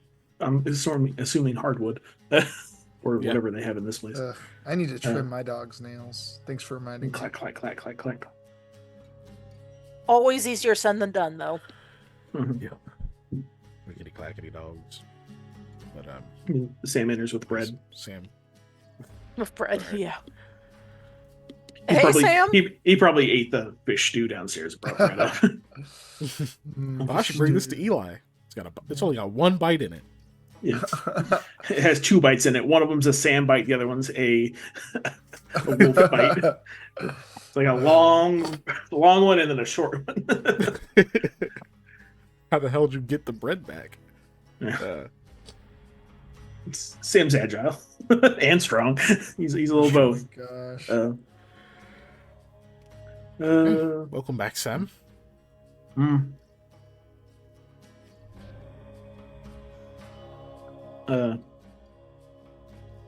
So this guy apparently has been finding memories in this thing of him, and we just learned of his master. You know, the guy we want completely eviscerated. Mm-hmm. Are you all right?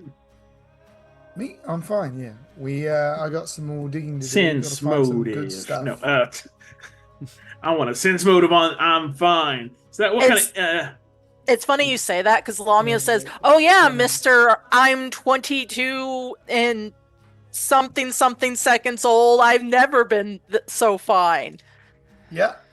I am always fine. That's how can I decipher fine that I I'm am. fine? I am fine, It's up and to I you. have a mystery to explore now, which is No better sense than motive. sadness. That's like the real thing. So regardless of what you get on your sense motive, Yeah, Okay. you get the hunch that he is compartmentalizing and avoiding asking himself the question on whether he's fine because he has a task. the same thing I've been doing for however long Eli's been alive. I drink too much water and my tummy hurts. Because I was really thirsty, so I drank a bunch, and I'm like, ow.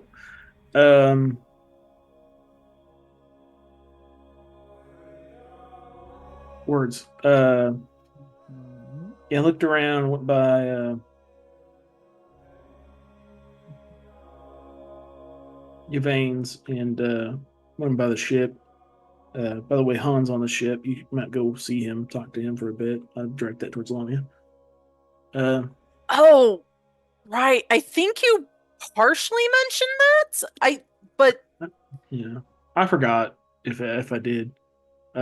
It's kind I of take been it kind of did a forever ago. yeah. Yeah. I didn't see Kotega. I thought she was headed back there. Maybe she just didn't give a shit that I was on her boat.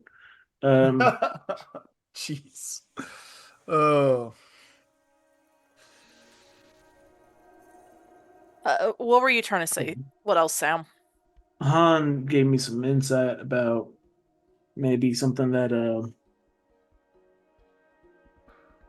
Shadow Lamia is doing. You see him hesitate on what to call her because he almost said "cool Lamia" again, or whatever. Uh, that maybe how we look for answers. Maybe she's looking for answers herself, and that's why she took the religious symbol and told me I might check out some of the temple area or places of worship. Well, she wasn't where the white thrush part was, at least when we were over there. We didn't really see her. And the only place I really know of is the place where we did your resurrection at. Do we know of any place else where people worship? So I know where I would do it, but I mean, that's not where she's probably going to be headed. Well, where would you go if you were seeking answers, Lamia? If I were seeking answers, I'd probably just In a wander spiritual around. sense. Oh, spiritual sense?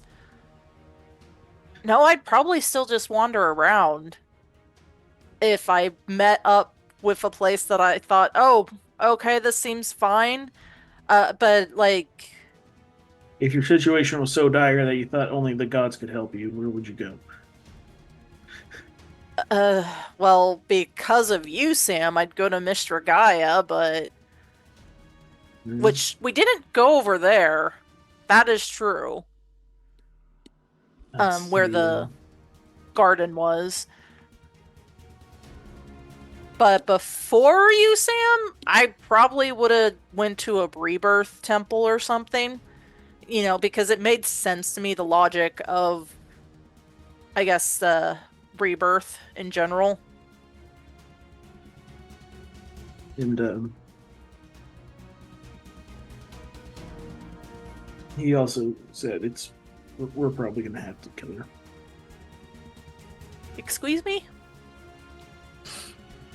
That she's a little too dangerous. Her existence.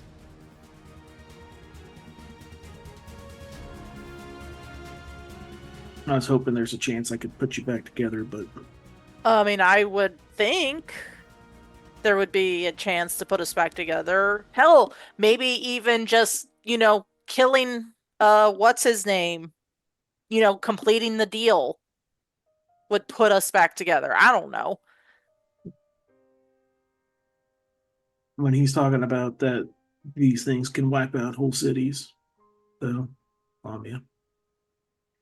Well, you might want to mention that to Casmira, because she intends to go in there to try and I say go in there. She intends to go after me to save me. Yeah.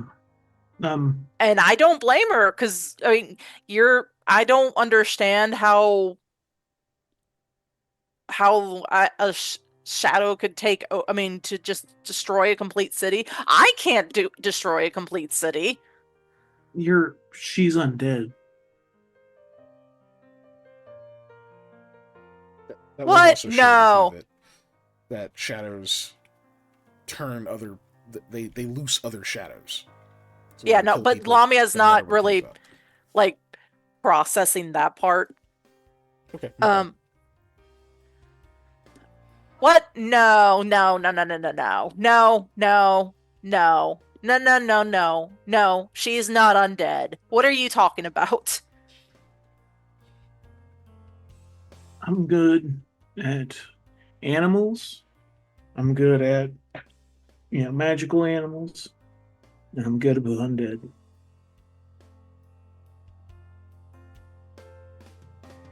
And she's picking the categories of undead.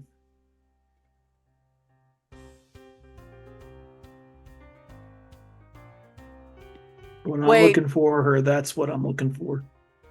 Does that mean I was undead? I think what she is now, she can't. Mommy, you couldn't replenish your own life force naturally. That's a holdover with undead in general. They don't have their own capability of doing that. No. I am almost certain I was told I wasn't undead. Yeah, Almost you were all certain. explicitly told that you weren't at the time. Yeah. That you wouldn't be. But that's because you had you in you. That Also, not to be that guy, but who told you that? Yeah. Was it perhaps not an entirely reliable source? Well, no, it was that trades in misinformation. She doesn't trade in misinformation. She trades in secrets. That's the same thing. Anyways, that is not the same thing. It is. Secrets are misinformation. They're hand in hand. The secrets are true. Sure, but secrets in a way are because they are obfuscating, protecting or secrets requires misinformation. Yes, the truth, and that's what I'm getting at. Is in order to obscure the truth, you must use misinformation. But regardless, it was the not consortium. Concierge. Thank you, the concierge that told me that. But you're saying because never mind. This version of me isn't in me. I mean, in Shadow Lamia, she's now undead? Look, if it looks like a duck and talks like a duck and walks like a duck, it might be a really convincing parrot, but... what's more likely? Yeah, what's more likely, though? Okay, excuse me. Lamia's gonna get up, and she's gonna basically stomp over to Casimira's room. She's gonna knock loud and obnoxiously. Wait, don't do...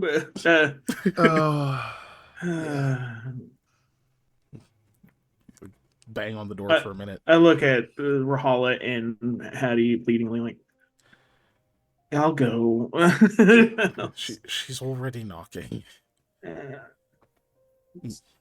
I don't want to have to defend my reasons, and then I'll go over there. Like right as you're like getting up, and Lamia, you're still banging on the door just like swings open, and she catches your hand, like your wrist for the next knock. Is like, what? Sorry, I got great, terrible news. Sam. Okay. You can see she has her sword in her other hand, and that's fine. She didn't know it was you. Yeah, over here, police. What terrible news?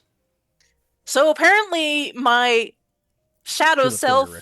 Yeah, that's fine. Apparently, my shadow self is undead. And you know what that means? You have to kill her. Great, terrible. You don't know that she's undead now. Sam says she is. Sam creeps up and he is. You get there right as she's fucking throwing you under the bus. Yeah, that's fun. He doesn't know that. Look. The whole reason I'm going after her is so she doesn't become what we think she will. He looks at you, Sam. Isn't that what we talked about? I will admit,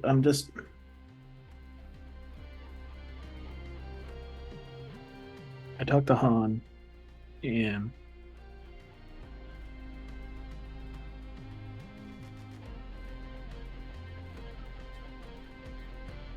I just want to err on the safe side of this as best we can. No, you don't. That's not what you want. I mean, you're right, but I have to be as responsible as I can be. You don't have to do that either. Who's the fucking lip service for? You? I do. Or For you myself. do that. I've already told you what I'm doing. Yeah. I'm just...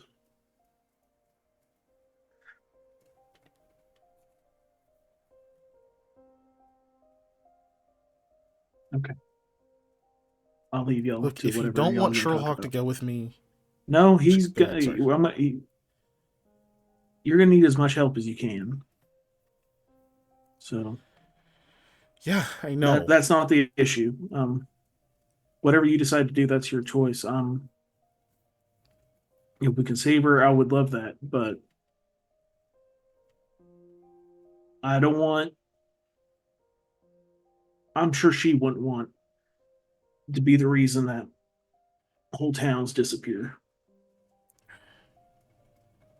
If You know how many If it chickens I comes to had that- to bleed so she didn't eat people? don't try to let the air out of it now, Sam. Don't stink face me. It's true. Look, if that's what's happening, if it's come to that already, then I'll do what I have to. And that's...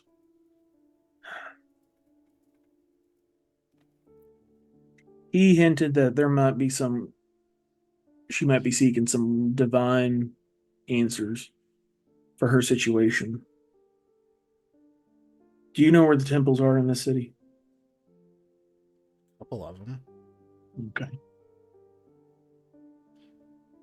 Once I get done eating and Shakira gets good rest, I'm gonna head back out and look.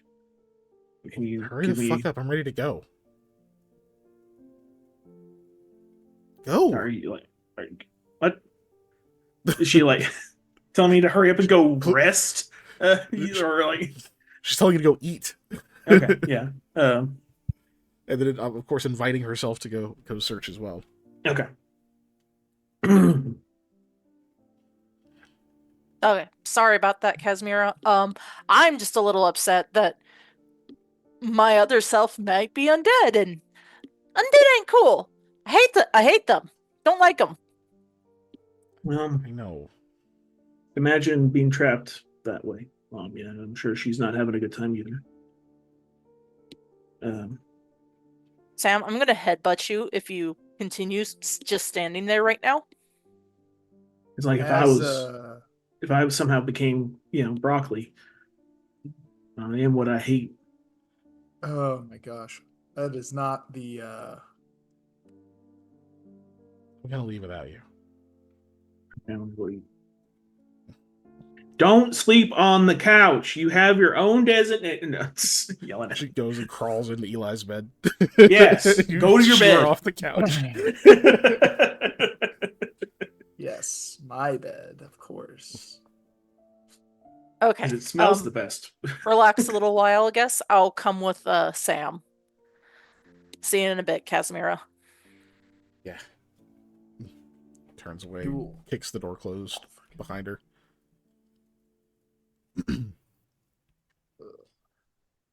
Lummy actually goes downstairs to eat more fish soup and bread. Kicks in the kitchen doors. Where's your soup? Ow, it's hot. Why did you tell me it was hot? It was steaming. I thought it was like a gazpacho. Make it Cold cold. soup, I literally can't. No, my soup. Ow, my feet. But cool. So you go downstairs. I'm gonna run and use the bathroom. You're good. Yeah, Sam's gonna go eat, and I'm assuming now that the yelling has stopped and Eli has likely finished his food. Yeah. You go back in, or is there any RP you wanted to handle first? Oh, just thank goodness everybody left. That was a lot more difficult with a bunch of people here. Woo! All right. And just constant commentary from the peanut gallery. Anyways, yeah, time to jump back into this. Okay. All right. So this time, are you looking, just to kind of direct course here, are you looking for more of your memories or more of Mr. Concrete? I would be looking for Concrete, my master's memories, because as much as my memories are a mystery to me, his version of events is significantly more interesting to me.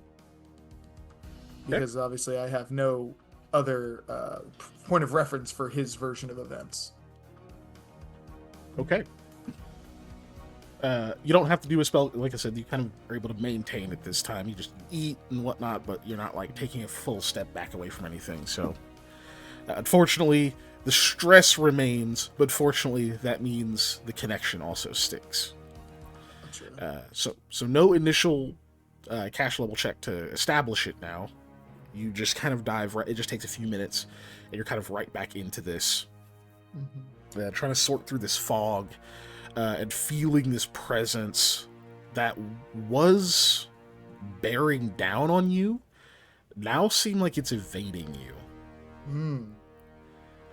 Like you're almost having to chase it down mentally, like it kind of keeps just sort of lapsing from place to place, from like mental avenue to mental avenue. Which is making things difficult. It's jarring enough, and you're having to get so invested into it that like you're like physically moving, like turning your head, like occasionally kind of scooting the chair and whatnot. You have to like ask Rahala to like hold your chair still. She's not very strong, so she eventually summons Hattie to also help, and Hattie's much stronger. And they're able to kind of keep you still, even though like you occasionally like jerk and whatnot, this way and that. And eventually Hattie is just holding your shoulders down. So, which at first is like not helping, because like in your head it's like, shit, I'm being restricted, but eventually you kind of disconnect from the physical a bit more, and that's no longer hurting you. I imagine it's a lot like when, especially growing up, you'd play like racing games specifically, and every turn you would like lean with the game real hard, and like it would be like, dude, stop moving, you're shaking the couch. I'm sorry, this is how I drive. It's the only way I can play this game. I gotta turn real hard. Like, but that's the controller is what that's for. Yeah, it's like that same like psychosynaptic thing that's going on. And like, but like she's kind of holding you still, which is helping. At first it's not, but then like eventually it actually starts to help a bit. Okay, contested concentration check. Okay, this one. First, I'll set the DC, but on this one, you're back to your +5. Okay. And mine only goes up by 1. Okay, I almost can't roll better than that. Yeah. All right. Let's see. I added the +5. You have my permission to use a stunt die if you get close. A luck, you mean? Yes, that's what I meant. Well, yes. I hate to break it to you. I was gonna do it with or without permission. Okay.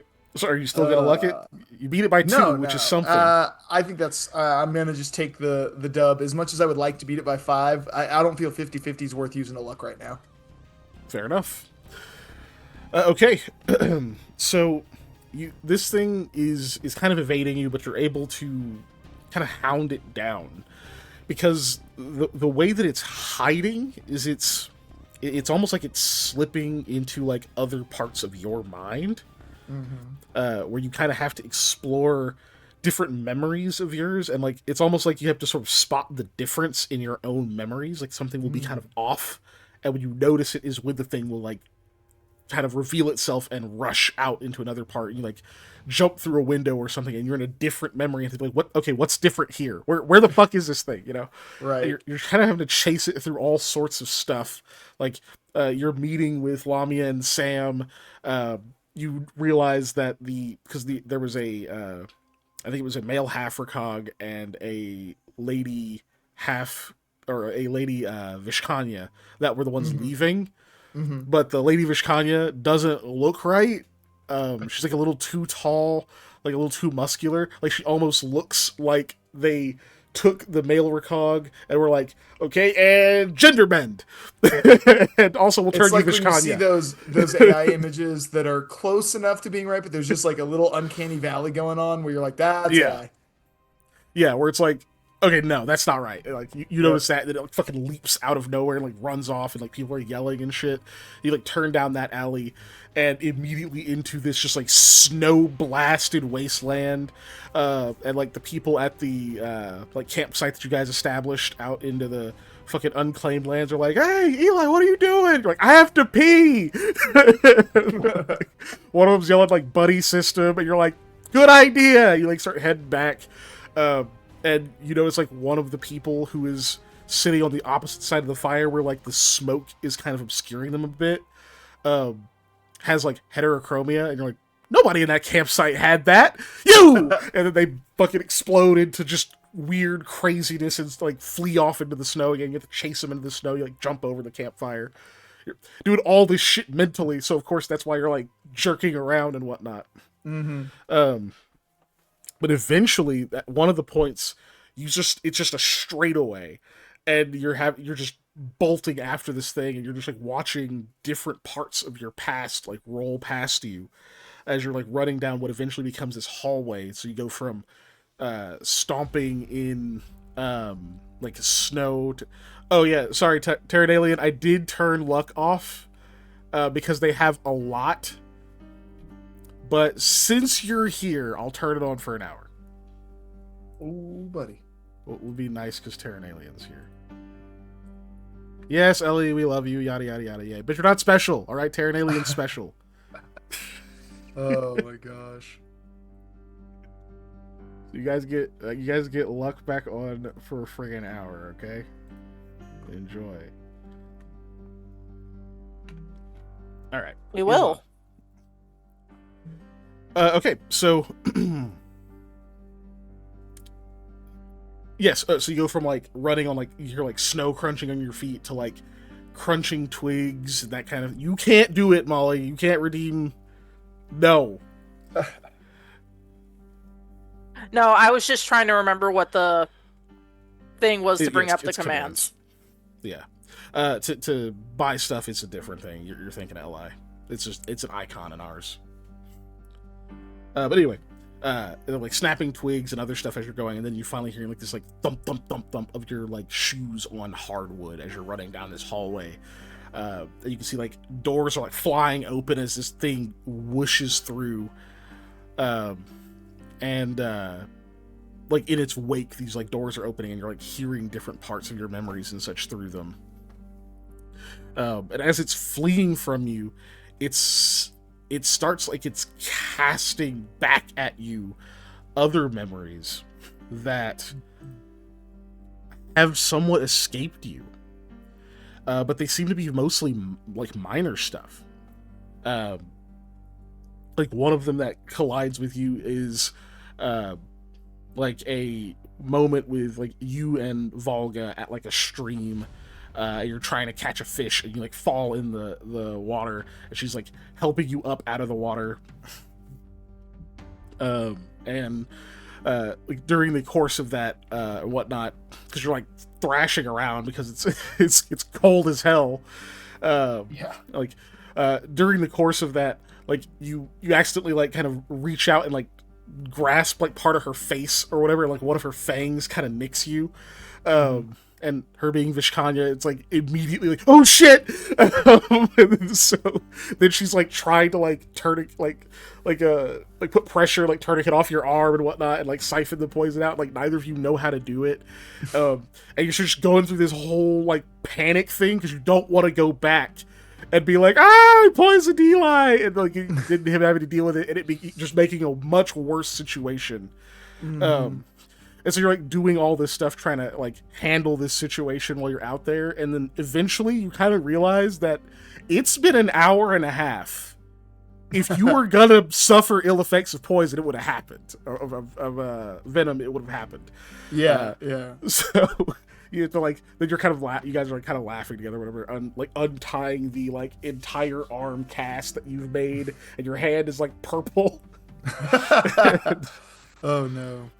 you're just like recalling just stuff like that. You're like, oh, that's kind of a fun memory or whatever, and like, Yeah. And it's a little distracting for a second, but not enough to deter you, because you kind of get what's like. That's the first one that kind of shocks you, but you sort of know what's happening.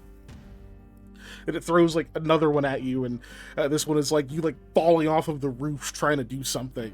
And then like another one is, and that's what Dave has in real life. Yeah, that's true.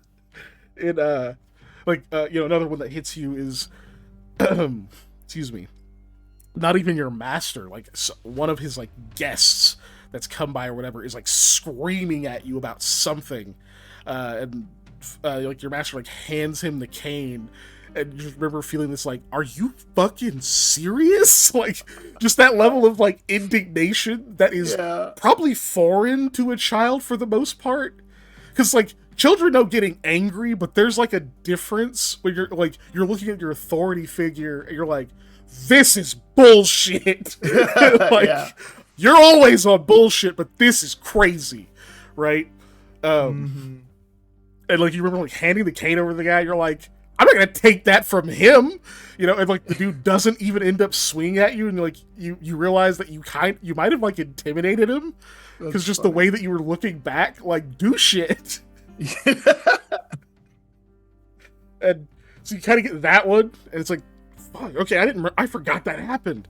And you're just getting just like all these little waves of things, but they do get worse as it goes. Like as you get closer, it's like it's throwing harder stuff at you. Like one of them being excuse me, god damn it. One of them being hold on, I gotta find the names again. I remember two of them very easily. One of them being Rosh is like really, really ill. To the point where like you, Kamal, Volga, Hallen, you're all like thinking he's gonna die. And Shazadi just refuses to bring a doctor in, and he keeps like blaming things that you guys are doing. Like, if you would just have one day where none of you fuck up, then he'll stop suffering. He like keeps doing that, and it gets to be more and more petty things. You're just like recalling just the horror and stress of that entire, like, it was like a week-long thing where you're just watching effectively your brother is just kind of wasting away and suffering, and every tiny mistake you make, it's like all of a sudden the guilt. And but like at the end of the week, he seemed to just miraculously get better, and now that you're getting the memory back, it's like you have this realization almost that he probably didn't have an illness. Like your master was probably making him feel that way and then stopped. Yeah. Because he was just better all of a sudden out of nowhere. No doctor came. So you're like getting like that week-long thing plus like the aftermath of kind of just realizing how like what a horrible sort of situation that you're in, despite already realizing that it was horrible. You get others of like times you've gotten like really badly hurt and were forced to work through it, just all these awful things, and then the worst of which there being a later time in the servitude when you recall standing over Kumal, who's got like wrists bound. He's also, he's older than you, but he's still young, right. You're both very young. And you remember you're like bawling your eyes out and holding the ritual knife that your master has you, use in certain practices. And like, not like sobbing, hiccuping, that kind of thing, just like tears coming down. And you remember Kumal just keeps telling you it's okay, it's okay, it's okay, it's okay. And there are like several of these like broken ceramic bowls like sitting around, and like kind of a messed up conjuration glyph or glyph on the ground. And Kamal is just in the center of this with just like several cuts on him. And you can hear your master kind of behind you, telling you that like you're running out of spots. You're running out of places to bleed him from. And he's telling you that like, hey, like, you've made no marks on his throat. And Kamal just like continuously telling you that like, hey, it's okay, do what you have to do. But he's getting like woozier and woozier and woozier, and it's like getting more and more slurred, which is just making even him trying to comfort you is like making it worse, because it's making you aware of like how much punishment he's sustained. Right. You remember that one hitting you, and the aftermath being you did manage to finish the circle. You did it. You went through the rest of that, but like you don't even remember how you did it. It was like a trance. Right. Yeah. And then you remember not seeing Kumal for a couple of weeks after that point. Before finally, he came back to, doing all the serving and everything else that you guys do. But do get hit with that one. But even with that, you don't break stride. It almost urges you forward. Maybe it like pisses you off at that point. Right. Where this thing is just trying to like hurl like your worst fucking memories. It's like, dude, if I forgot it, let me forget the shit. I don't want that back. Like, that's not healthy. So you get like this burst of speed, and you manage to catch this thing, and it's not like it has a form. It's just it's energy. It's this like swell in the air that you're seeing, like pushing dust and particles about the area. Just like reach into its center and just focus all of your concentration into that spot to just grasp something, whatever this thing is. And you do. You get a hold of something, and it floods your mind with another vision. This one, you're looking into your own reflection in the water. The water is a kind of reddish color. You can see that the red in it is like kind of blossoming out, like ink dropped into liquid. You can definitely see the face of Shahzadi Khankreed. He is younger. He's not young by any means, but there is a bit less gray. His face is a bit less weathered. His eyes are still that same hard, cruel, that same like cold gaze that he has. But he's clearly not quite as old. And somebody kind of across whatever this water is from him says, and you can tell they're speaking Tertian, but they do have an accent. You can roll linguistics if you want to try to figure out the accent. Yeah. Wait, you're not trained, right? Not trained, am I actually? Yeah. Nope. I just looked. I'm not. Okay. Roll it anyway. We're gonna cap it at 10, like it's a knowledge check. Okay. It's not too hard to. That's when I roll a nat 20. I know. Come on. So that's a 10, which is fine. Is that too super difficult to pick out an accent? This you're definitely getting like a Vietic accent, probably Biencian. Okay. But you're not 100% sure. That's like where you're leaning. But they speak, and they say, getting more difficult, Khankreed? And you respond, no, it's not. But it is getting closer. Everyone says, yes, another robe. This one, fittingly, blood. How many is that? 5. 5 of them. Years in the making, huh? Years, yes. You finally like turn away from the water, You walk over to what looks like a massive ritual circle. You can see that there seem to be like 8 points where like secondary casters would be, and at each of those points there is a person like kneeling, hands bound, just like head down, and as you like walk past them, you kind of shove past one of them and they just like flop over completely dead. And at the very center of it, you can see what looks like this like very just eviscerated, just cut to ribbons body.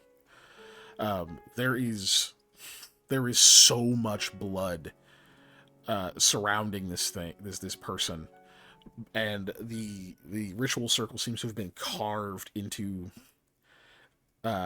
stone that they're lying on. Now, this isn't like it's sanded down, worked like a stone dais.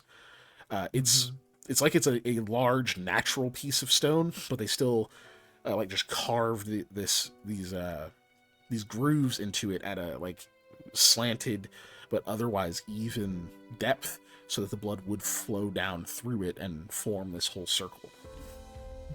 It's enough that you're almost certain that this person at the center would have had to have been either like tended to for several days to recover and then bled again multiple times, or that they've been like being magically healed or something over the course of this bloodletting to produce this much.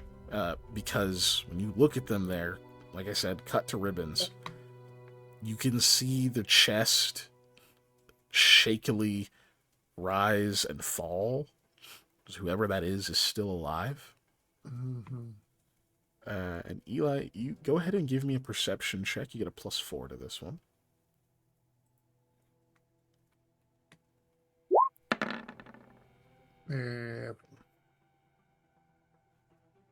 I should have... Okay. Mistakes were made.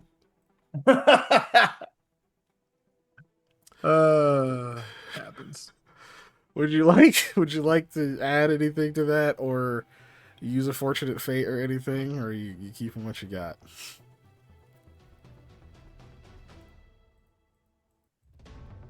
Man, I think I'm just gonna keep it. You can spend a luck die. Yeah, but It'll show you how many you have now. That's true. Gonna help me though. Just use your reroll. I don't want to use Just my use it. reroll on that. Use it. I already had to use it on something else that was more important. Guilt. No. If you use it, it gives Ellie a reason to spend more of her snails. Yeah. Fine. Unless she can spend them on luck, you know. Not for much longer. Yeah. It's almost an hour up. There we go. That's my Well, fortunate that is fate better. reroll. Well, since you used Please your fortunate spend a fate, you luck. want to go ahead and add luck too? Yes, Yeah. I will add a luck since I'm wasting something. I'll waste something else. All right, cool. 16. Okay. Oh, you already... Okay, good. I'm glad you spent all of them, Ellie. Thank you. Yeah. As you can see, you have 37 fucking luck dice now left. Sick.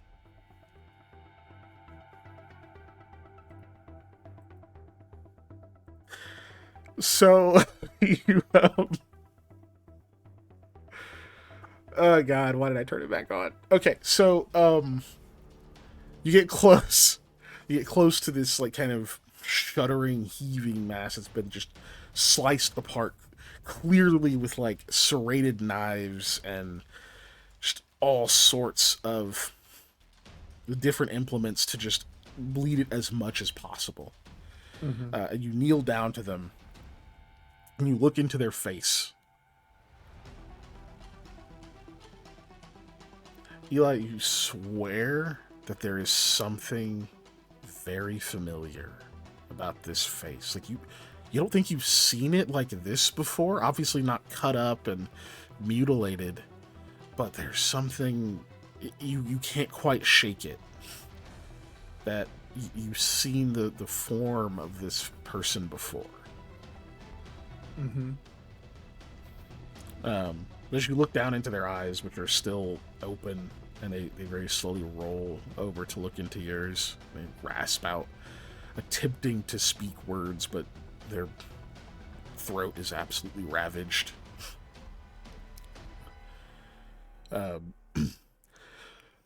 You reach out and you place a hand on their chest, and you can hear them, make a pained kind of whimper as you do. Mm-hmm. You kind of tilt your head, and you can feel this this hum of energy seeming to come from them. It spreads out, and the power of the circle that you're standing in is evident. It feels similar to you, to whenever you were standing in that pillar of energy, just a few yesterday or the day before. Mm-hmm. Not quite as strong as that, but it's not far off. Mm.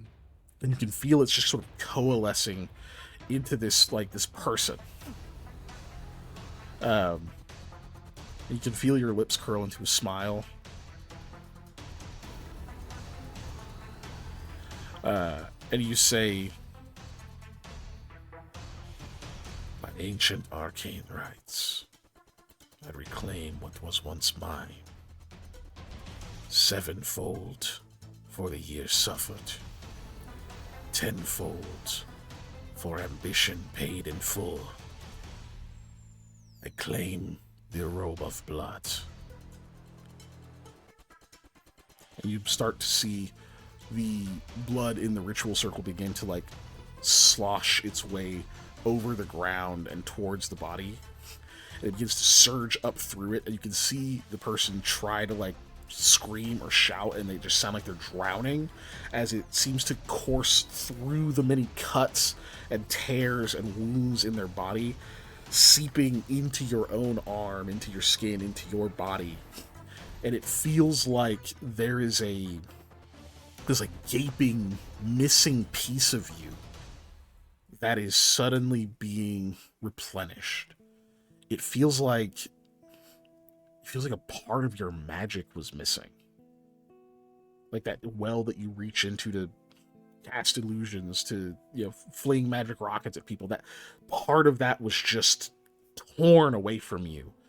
And there's this raw sort of agony as it refills, almost like when a terrible wound is first being cleaned or treated, and then you kind of get this endorphin rush when that finally hits, and the pain sort of becomes this sort of euphoric feeling as it floods back into you.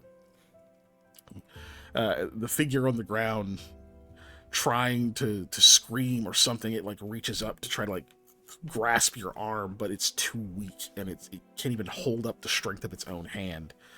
And you watch down into its face, smiling as the life leaves its eyes, as the rest of the blood is drained from the circle through its body into you. And it begins to actually, the color in it actually starts to fade, and it turns to this sort of pale ash that the entire body does. Mm. And then as that crumbles and blows away in a stiff breeze that whips by, stand up, flexing your hands. You feel this just power coursing through you. And where the body was, there remains a shadow. Very familiar shadow. See the shadow of Aldwin.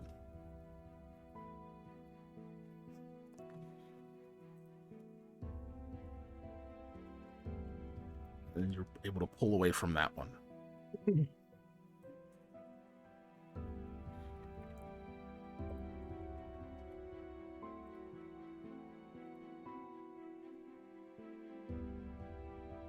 Hmm.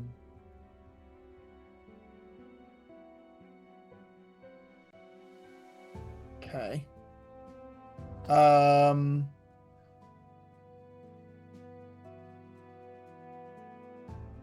I'm not Sure. I think at that moment I'm gonna just like look at Aldwin, at my shadow. And stupid answer is because he can't tell me, but I understand that. But like, why?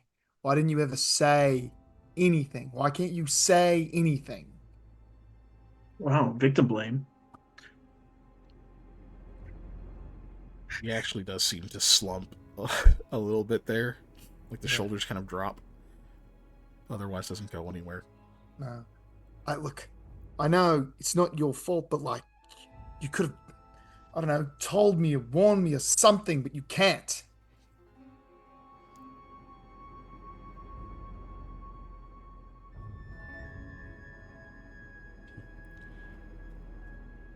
Did he do something? No. Something was done to him.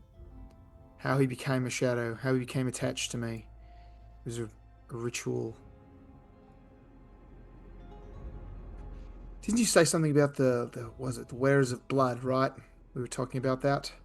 That book I found or something. I don't remember exactly Right. now. It's hard Yeah. to right now it's hard to separate my memories from his memories. But there was like a ritual of that, and it did this to Aldwin.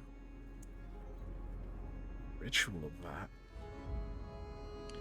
It was something in blood, something with blood to regain magic in a way that was lost. It Roll consumed an Arcana who check for was Aldwin, and it made him into nothing but a shadow.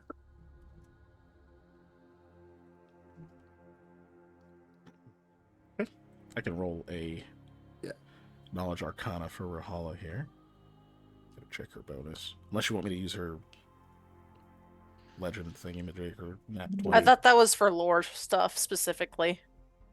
That's I what just thought it was knowledge are. checks. Yeah, I'll take a yeah. I mean, if you guys don't care, I'll take the daily Yeah, go nat ahead. 20 on this. Yeah. It is... Yeah, Lore Master. Yep. You can take a 20 on any knowledge skill check as a standard action instead of spending the normal 20 normal time. Just one time. Yeah, yada yada yada. Okay. Okay, so for Arcana, that gives her a this is not to research, modify, or create new spells, so that gives her a total of a 32. Mm-hmm. Okay.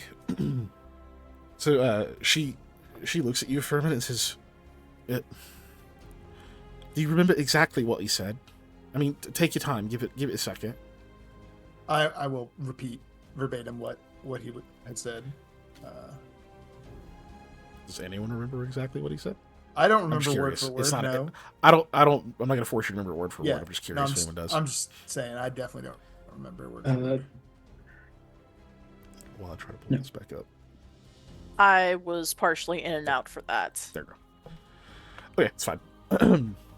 Something with So reclaiming in blood the magic that was his or something. The power that was his. I Yeah. don't even remember if he said power or magic. But... he did say power, but Okay. she says, "Oh my gods. Okay. So you know how there's a whole hierarchy to cast to spells in traditional Alsan magic. It's certain levels of it are permitted with certain testing and precautions and the like. And as you get higher up in spell circles, the punishments get more and more severe.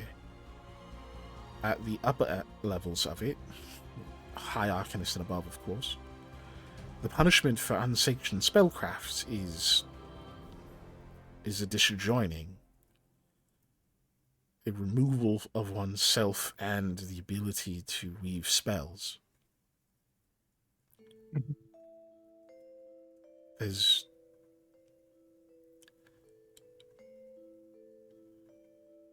so everyone has at least some ability to cast spells with enough practice, or with the spark in their blood, or maybe a glancing attention from a divine. But the potential is in everyone. There's no need to reclaim it unless it was lost.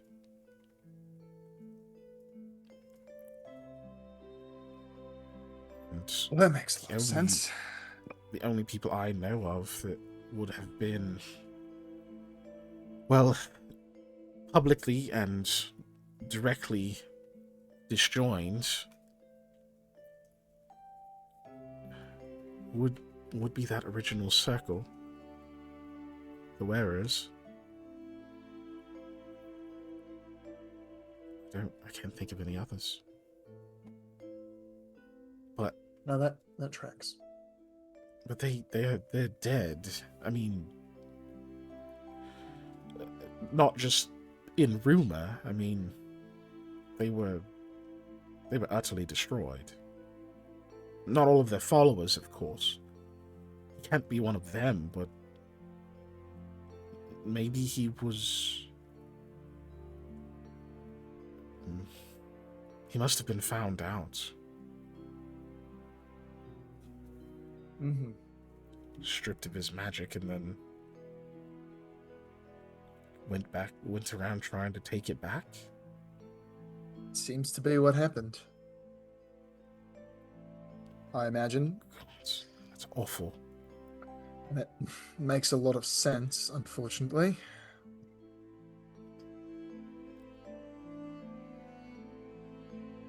Okay. And look, I mean, first off, sorry, Aldwin, I'm not angry at you, but like, I don't know what knowing would have done for me then. So I guess it doesn't even make sense to be pissed about it. I don't know what knowing would have even done.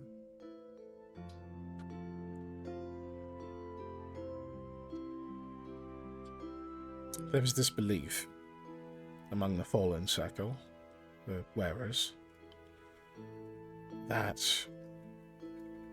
well, first off, as a reminder, she actually looks over at, I think it's just Hattie at this point. They believed in sort of a hierarchy dependent on one's innate magical talents, and they also believed that each person was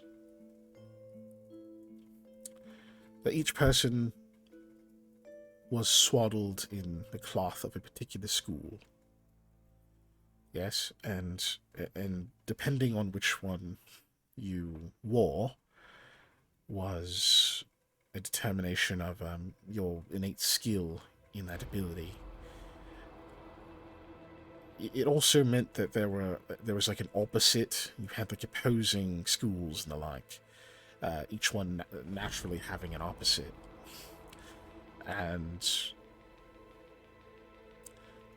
much of where they ran up against opposition was the desire to discover how to wear multiple of these mantles.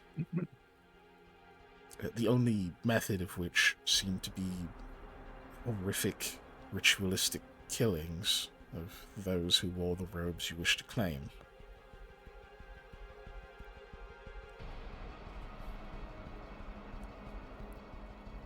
I really hoped that was just some sort of propaganda, you know?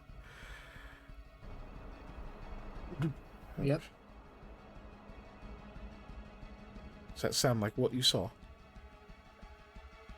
Yes, unfortunately, it sounds almost exactly like what I saw. Okay.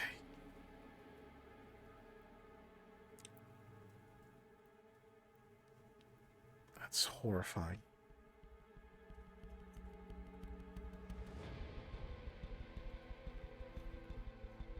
Okay.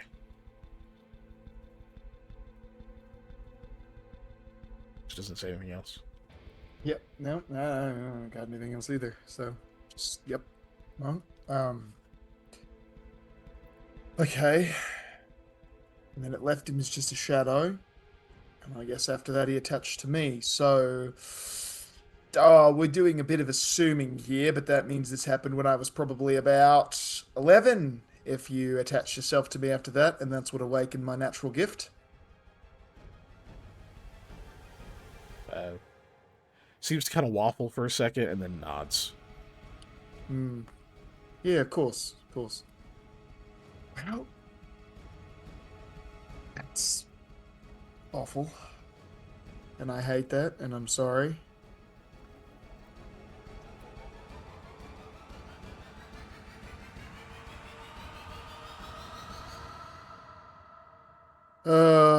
So that means prior to that, he was still just joined in some way. Suppose that makes a bit too much sense as well, actually. Did he say how many times he'd done that? No. It's probably something that he had to refresh from time to time.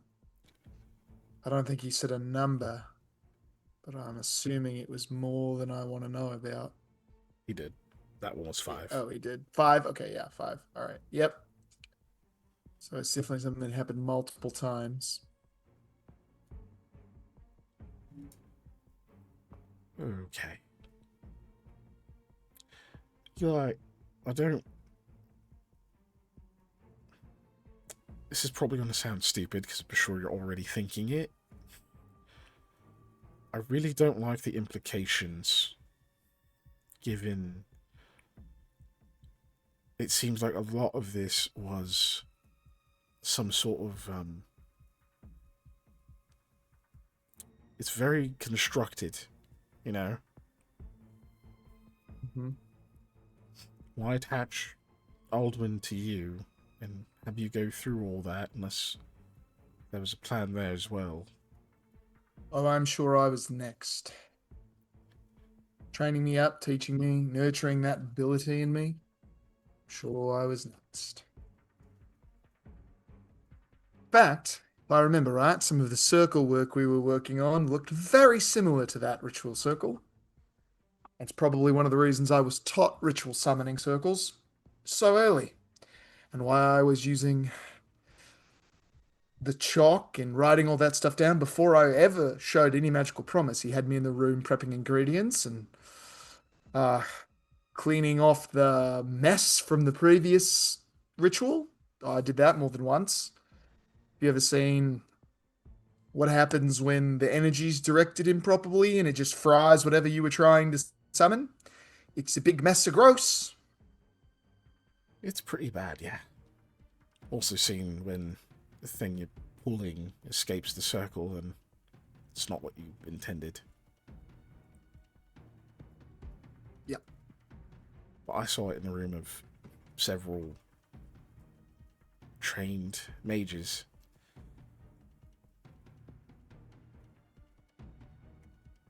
I'm so sorry. Yeah, me too. But there's nothing we can do about that right now. We can only move forward and prevent things like this from happening in the future.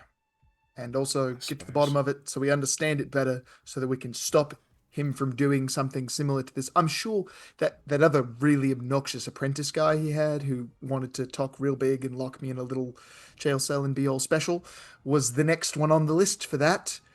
Because right now he's not even fully corporeal, so he needed a person to set up a fancy ritual and then just get into so he can have a physical body back.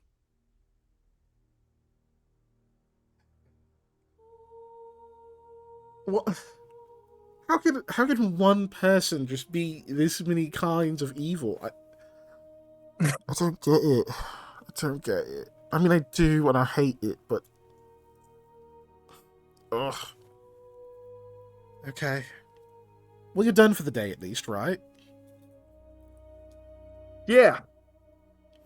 Oh, really? Okay. I thought for sure you were going to say no. She starts to put it away. Yeah. No, I think I'm done for today. I think I need a break. I think Alden and I need to take a walk. And you know what? If you really don't want to dive back into that, you know who may know a thing or two about the wearers? The professor. Whom you did not mention me to, correct? I did not. You make an excellent point, and I should probably go have a chat to him about that, actually. Tomorrow. It's awfully late, and he's old. Yeah. Yeah. I'm gonna forget what's his name. What's the guy's name? I'm blanking really hard. Big Fortuna. The guide, the guy who takes us around and helps us not get lost. Oh yeah, your guide. Yeah, that's fuck, Kazner. Kazner, thank you. I could only I almost forgot it. And I was like, I got a K and that's it. No, okay, Kazner. I'm gonna go see if Kazner can just take me around to, like, I don't know, some shops or something, just to get my legs moving and not get lost. Okay. It's fine. We'll wait here for Red. I'm sure she'll turn up. Oh yeah, I forgot about that. Woo. She's not going to take your legs. I'm giving her one.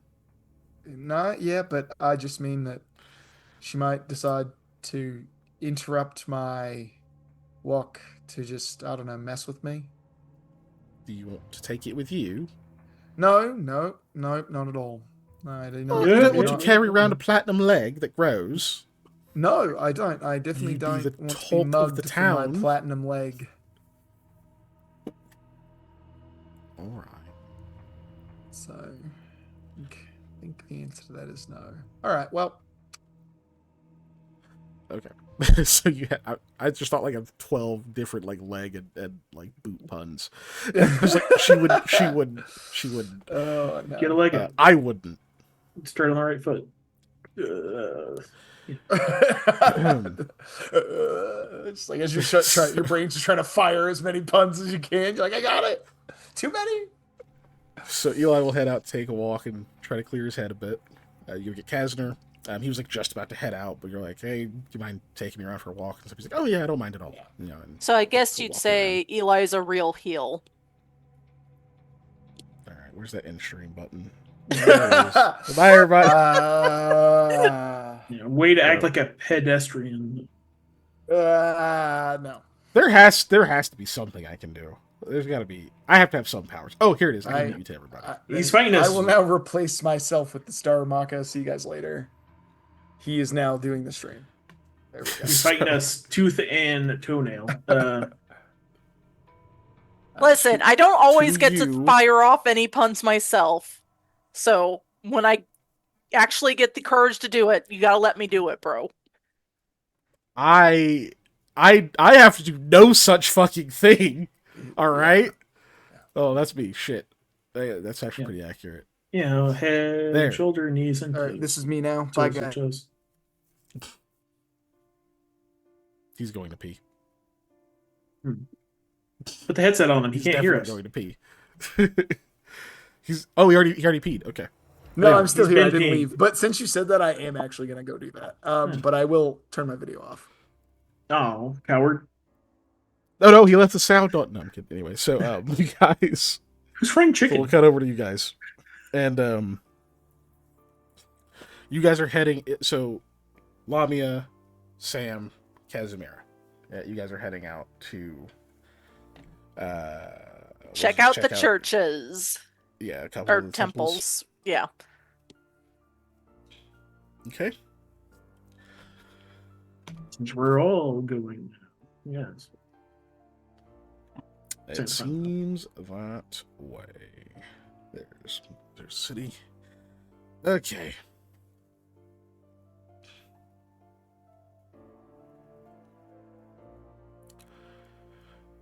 Okay, so she'll walk you, down the docks. There is... Oh, I would have taken the time to equip my armor.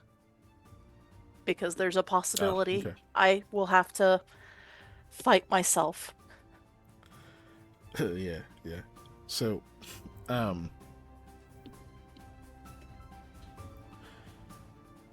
it is. Okay. So, she'll take you down to the... Oh, that's right. Yeah, you guys actually go back to the Delkahi. So it is quite dark by the time you get there. But she doesn't take you to the Chapel of Echoes, like where Lami got rezzed.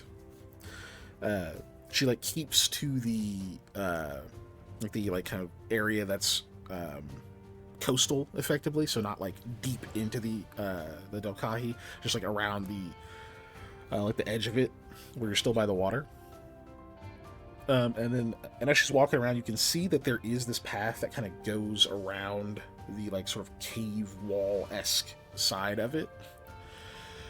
Still following the ocean. It's a relatively like thin strip of land. It's obviously thick enough to walk on. Like you could roll a cart, across it and stuff. But to be like next to the ocean, it's like this isn't very much, But as you're like walking across that, there's enough like starlight and whatnot. The clouds are dispersed enough. It's not raining so hard that you can't see anything. Not that it would matter for Sam, but mostly for the thing that would affect you is if the clouds blocked like starlight and moonlight, then it would be too dark. But there's not so much cloud cover, so for you it looks fairly clear. For the others, it looks only slightly obscured.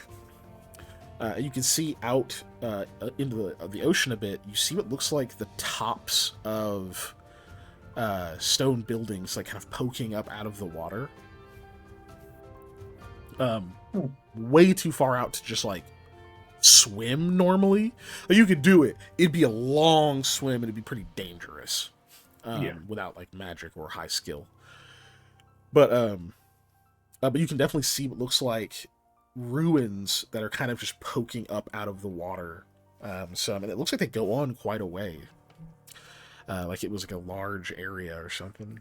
And as you're walking along the little shore thing there, you can see that there is not a pier, but just like a stretch that's been kind of like built out a bit.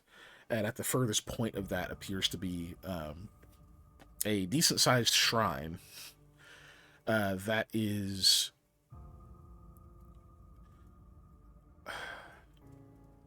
It is well maintained, but not in the sense that it looks like pristine or anything like that. It is it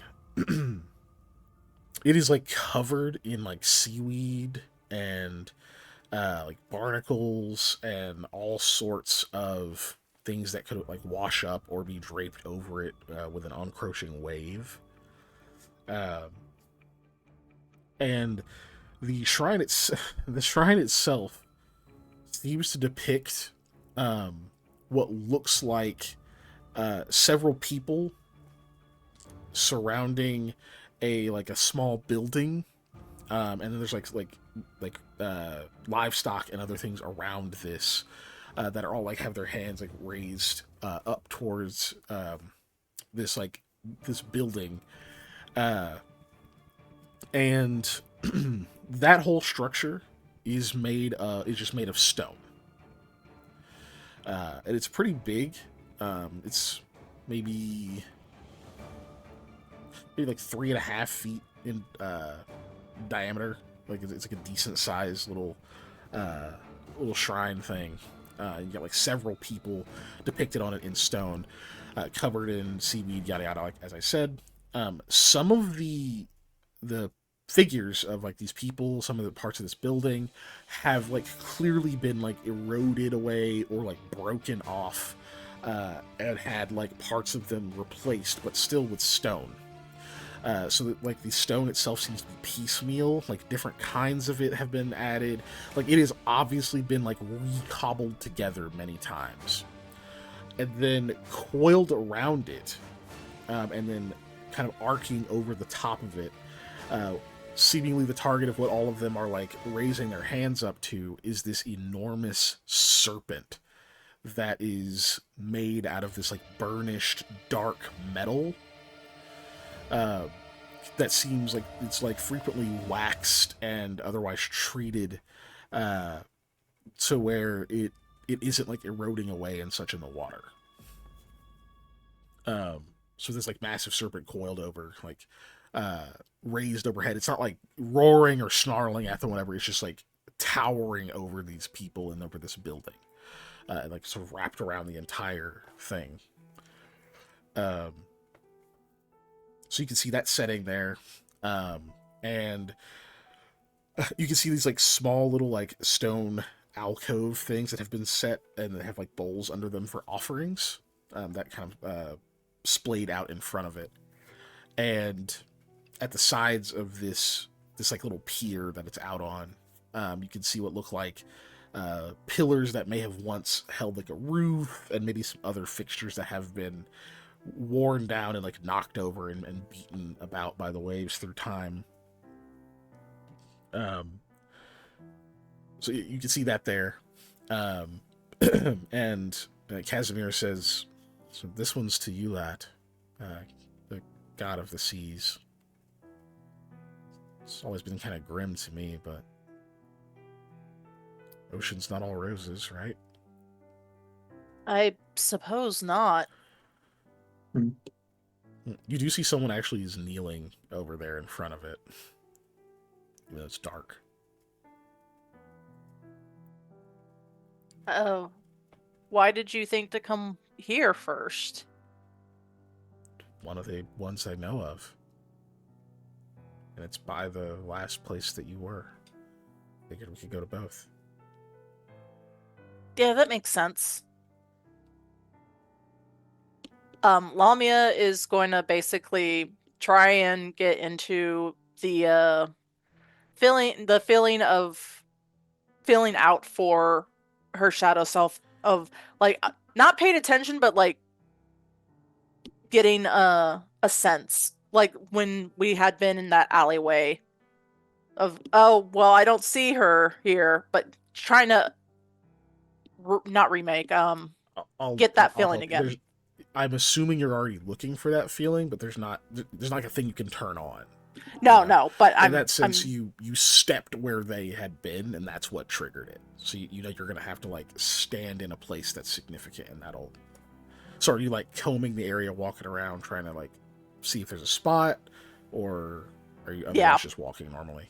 Okay. No, she's gonna be moving around, combing around, looking, and like, all right, I know this. Yeah. Okay. Are you approaching the shrine as well? Yeah, I'm describing what you see. This is like when you can notice those details. You're not up on it, so that person who's kneeling up there you don't recognize or anything yet. No, but yeah, Lamia would approach the shrine, because what better way to pray and etc. than being close to the the Pray. Sorry.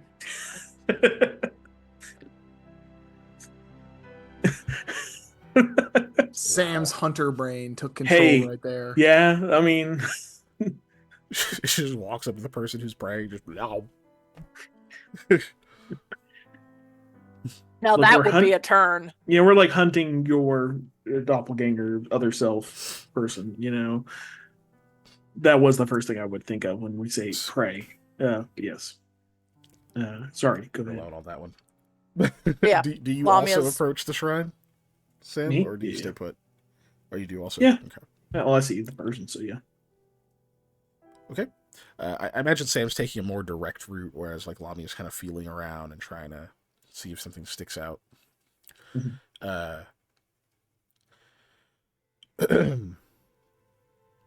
The person, as you get closer, Sam you'll notice first, but obviously Lamia you will too. A little bit after is Kotega. Oh. Uh-oh. Yeah. Sam hesitates.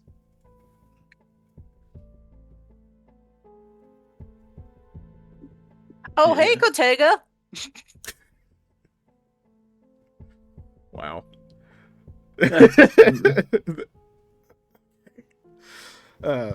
She's wearing a cloak and stuff too because it's raining.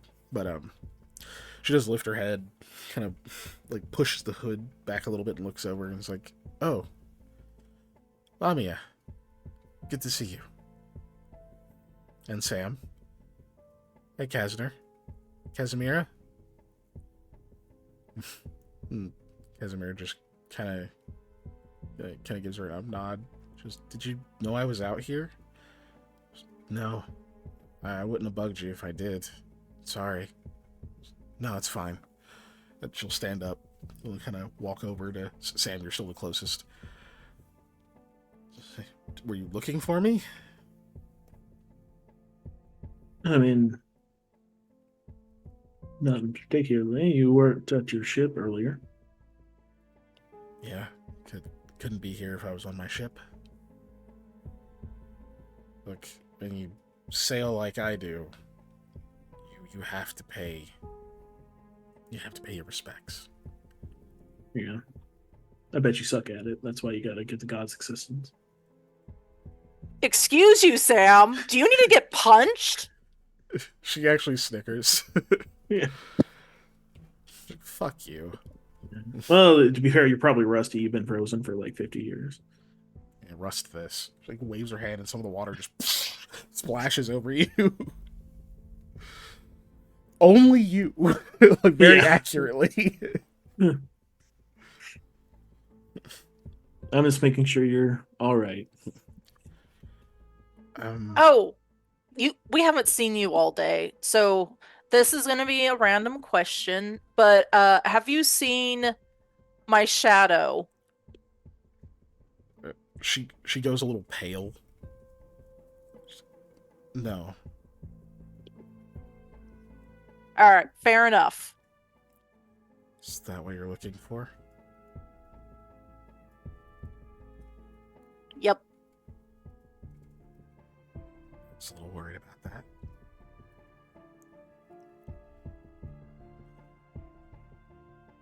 I was really hoping I just kind of imagined that moment. She's separate from you, huh? Mm-hmm. Okay, great. Well, I don't envy you. Hope you find her. I haven't seen her.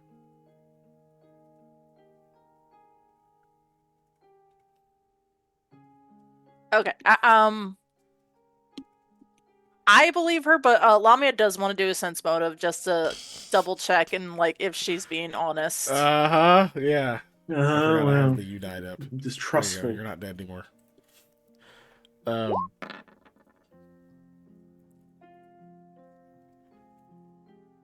21. Okay. I'll keep that. You get the sense she does not want to talk about this, that this subject is greatly disturbing to her. Whether that's because she knows something she's not saying or just superstition, folklore, that kind of thing, you're not sure. Yeah. And yeah, Lamia's willing to believe that. She's like, okay. Alright, well, I believe her, so we could probably head to the next temple to check. Or should we continue around here? Or should we go back to the inn? It is nighttime, isn't it? I should probably actually sleep again.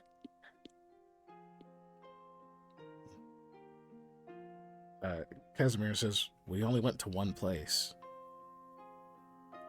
Well, this was a long journey. You'll know it. I'll keep looking.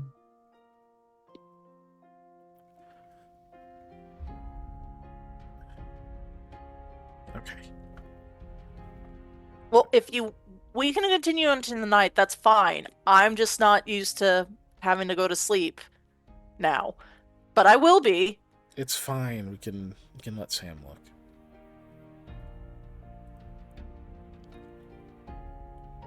She does look unhappy with that, but seems resigned. Lamia's just... Well, let's try at least one more place tonight.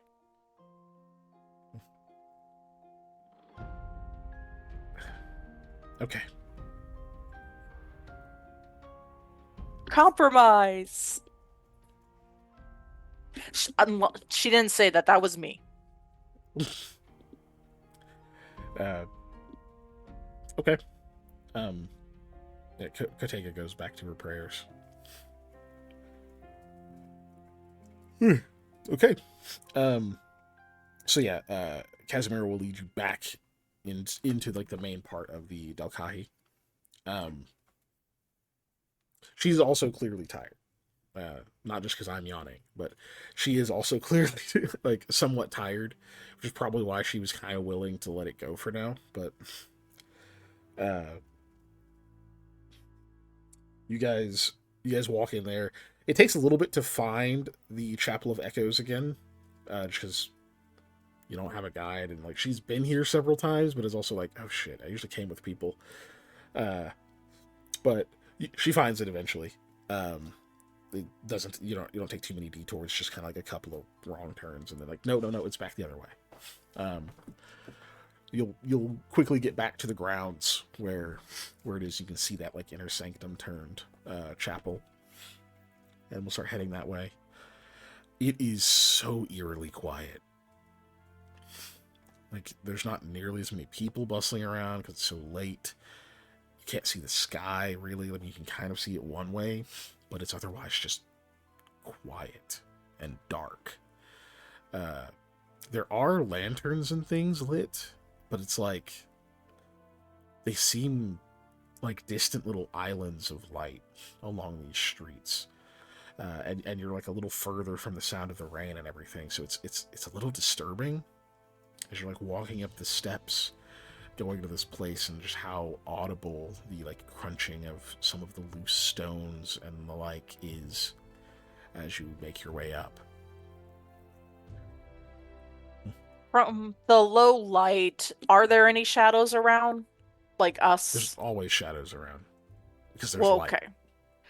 Yeah. Lamia does like look down to where she would have a shadow consistently. Not that would mean anything, but she's kind of have like a vain hope that, oh, maybe she'll just reappear in there. So she does like continuously look down. Not there. Excuse me. You continue up. When you get to it, you do see that none of the priests or anything are there at the moment, but the door leading in is slightly ajar. Like, when I say they're not there, they're not outside, like, obvious. They could be inside. You guys go enter? I mean, okay, so what is the protocol? Like, is it usually not looked fondly if you just enter in a temple? I mean, it's open. There's gonna be Sam's like in character. Hey, the door's open. You're not from this city. You don't know. All right, fair enough. It's whatever you think, whatever you'd like it to be in Lamia's head. All right, Lamia's willing. Then, yeah, go in. All right, you go pull the relatively heavy door open, but it's probably very light to Lamia. And it's that same open space that you saw before, but there's not the like the basins of water and all that stuff that was there before. You don't see any of that stuff. You see that little altar out down at the back, over at the back of the area. The like statue of the person you don't quite recognize. Excuse me. And like all of that's there. The little pews, all that stuff. But you don't see anyone.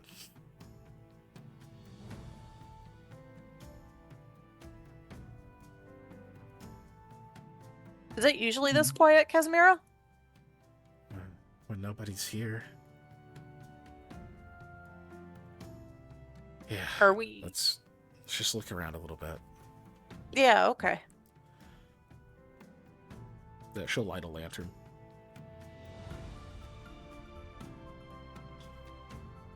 Do we get to roll a perception check so we potentially roll a 1? Yeah, if you're just looking around. All right, let's go. That is not a 1.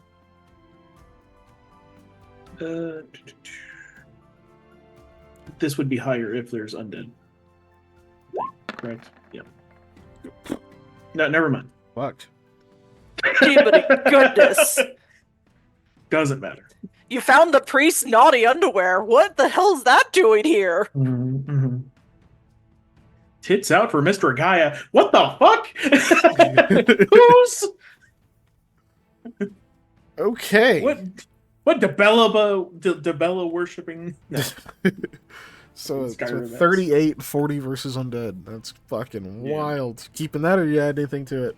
I'm keeping it. It's a Okay. It's a natty. I like how you're like, if we get ones, nah. It's the opposite. 20 tonight. So, okay. So you guys wander in, start looking around, and yeah, Lamia. As you're walking around, you kind of walk down, through like the main area and like the center there. You kind of feel there's something. Maybe it's like the just the arrangement of the space, the room, or something. But you just kind of feel like drawn to sort of walk down the center towards the place where it took place. Like that was a significant spot for you. As you do, you definitely feel something. It gets a little stronger as you get towards the middle there.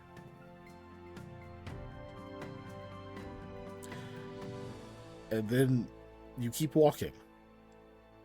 It doesn't seem as strong as there in the center where the ritual took place. You actually walk up to that altar in the back. And you look up at the statue of this goddess or heroine, you're not sure.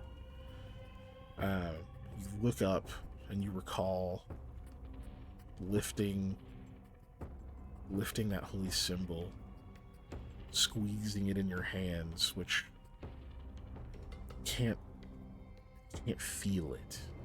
There's just like the slight pressure of it, and it's like every few seconds it's like it's gonna slip through your hand, through your body, fall away from you, but you hold it tighter. You can remember begging, just saying over and over, please, please, please. You just remember pleading to the statue, to the owner of this pendant, this holy symbol, whatever, just anyone. You don't want to lose yourself. You can already feel it happening. This disconnection from all of these fond memories and all of these fears and experiences, all these other things it's like they're fraying at the edges. And you don't know what you are without them. You may not be without them. In fact, you're convinced that those memories, all those little experiences, those little moments, all of that together is what makes you. And the desire to hold on to that by any means necessary becomes stronger as the seconds pass, and you plead more and more desperately as that sense gets stronger.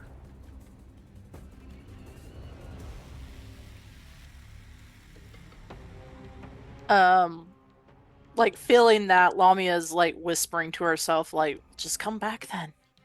You're right here. Come back. It's fine. You'll just be with me. We'll be fine.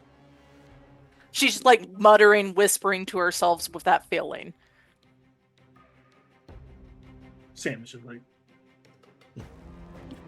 yeah, you see she's like at the altar, like hands up, like muttering to herself. Which you didn't need a 40 for that. But Sam, as you're examining the area, you can kind of see her standing over there, which means she obviously picked up on something.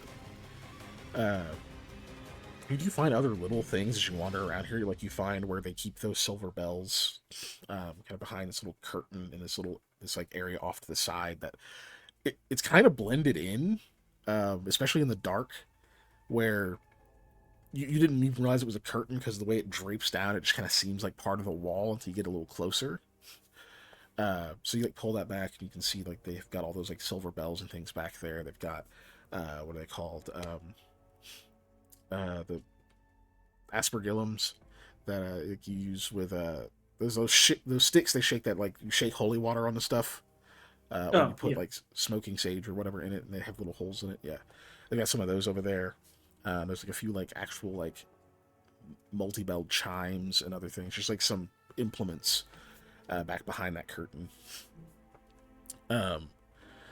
And so you find that stuff, and you can see that like it looks like it's all kind of just like neatly arranged back there, but several of them are just a bit out of place.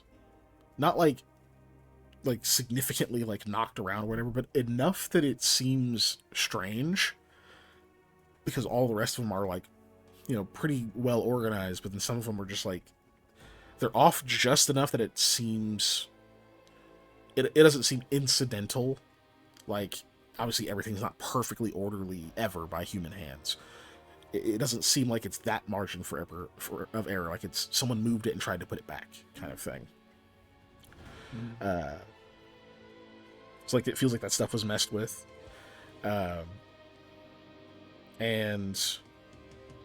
as you can hear Lamia over there, you kind of watch for a minute and you like walk over and you realize that there actually is a space behind that massive statue of this woman. It's not a very big space. Like you could get through it with the way that your armor's made. It's not too restrictive for like squeezing into spaces. Like you could get back there. You don't know what's like. It doesn't seem like it just goes like passes through to the other side. It looks like it actually goes into a little alcove or something.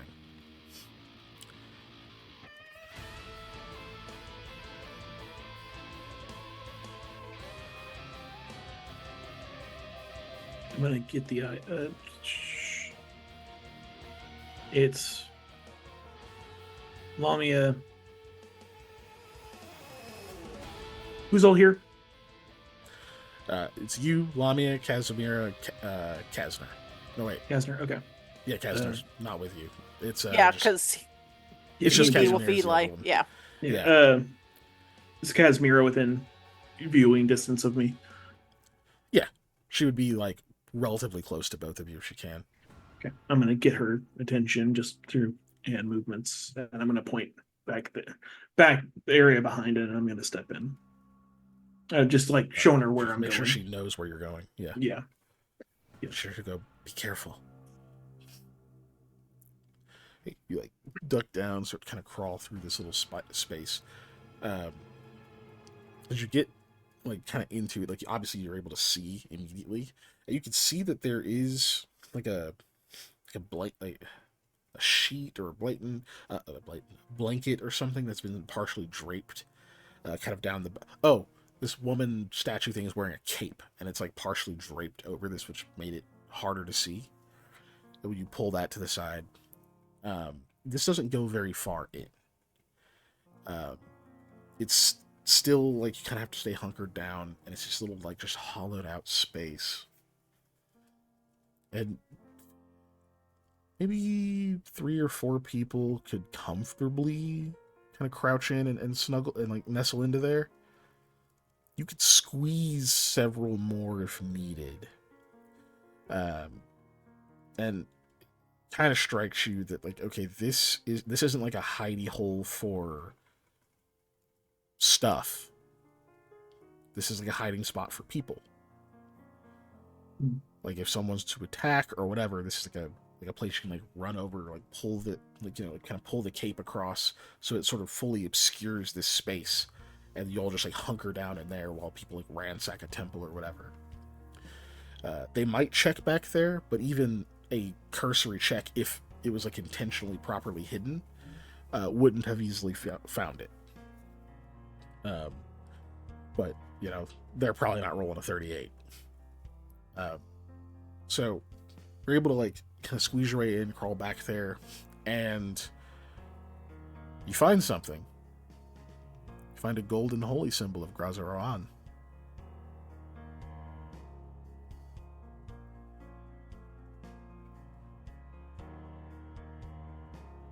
I will whisper, so I can hear it, probably. Are you here? You just whisper it. You said you're trying to keep it mostly to yourself, or Yeah, to immediate space. Immediate space, yeah. Okay. So you whisper that, and you do hear a response. You just hear, "You should leave. I don't want to hurt you."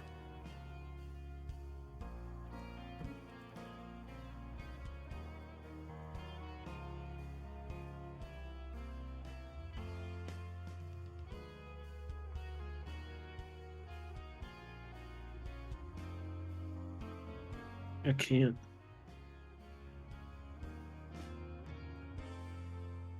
I don't want to hurt anyone. I don't want you to either.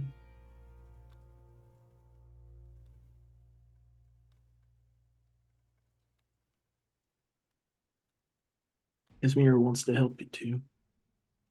No. No, no, no, no, she can't. She can't. None of you can. You can't get close. I love all of you, and it's it worse.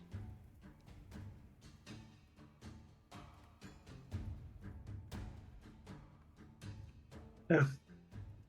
I got animals for you to eat. I got blood for you to drink. What makes you think I wouldn't help you through this as well? No, I know you would, but you can't. You can't. I have to. I have to fix it, or I have to disappear. I can't do this. The voice gets more frantic. I can't do this again. I can't breathe. I don't breathe. I'm not. It goes quiet.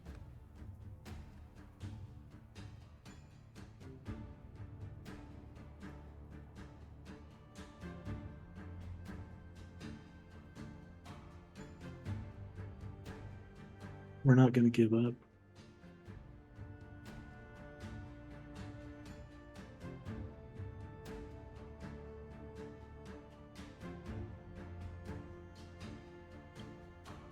Insisting.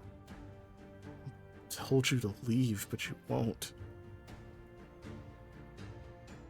Okay. Try.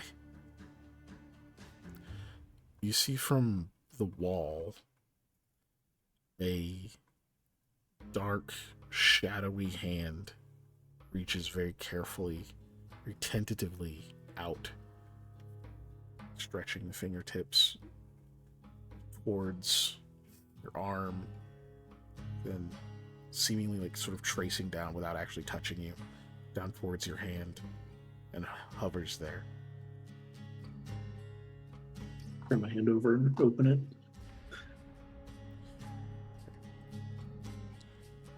Yeah. All right. Look. All right. I have a feeling, but I know Sam wouldn't. Okay. It's his friend.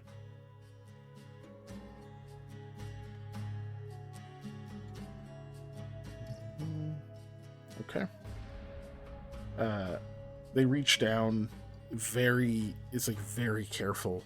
Like they're clearly reluctant. And you can almost see like this effort to pull their hand away from yours, and they reach down and clasp it. Roll a fortitude save, please. Yep.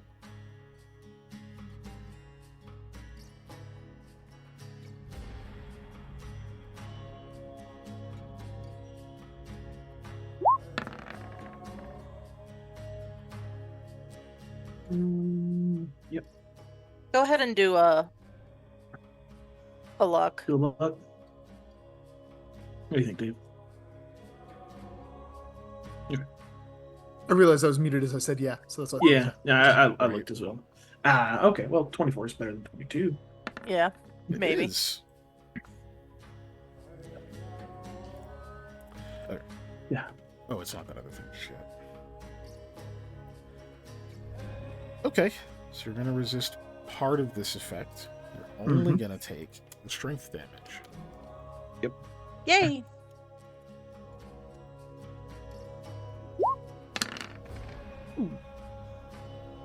Oh! Okay. So what happens is they like clasp their hand around yours, and you don't feel you don't really feel like a physical presence at all. You almost kind of just imagine one as they reach down, and like you close your hand around theirs, and you can feel your own fingers and things starting to sink through it. There's nothing fully tangible there. As you do this intense cold, it goes almost instantly from like nothing to this just bone deep biting frigidness.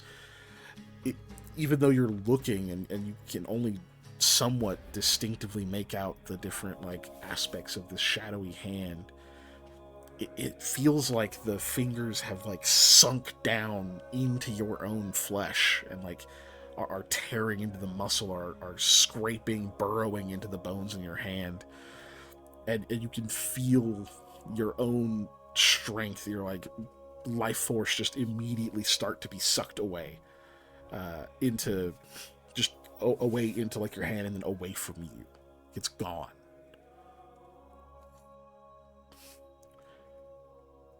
And that seems to continue. I'm not gonna have you roll again yet or anything. I'll let you react, but you definitely just feel this like that sapping all of a sudden. It almost steals the breath from your lungs. So I can update that. So that's a 6 drain damage. It is damage, not drain, but yeah. Yeah, they're the same thing to me in my head. Drain is almost. Yeah, drain's permanent. Incredibly hard to fix. So drain is permanent. Drain doesn't recover automatically. And this is damage, which damage, you'll recover. Okay. 1 each day. Okay. But I also have spells to help with that. You do. You're taking some of me. Okay. Actually, Lamia, can you roll me a will save, please? Cool. I'm so good at those.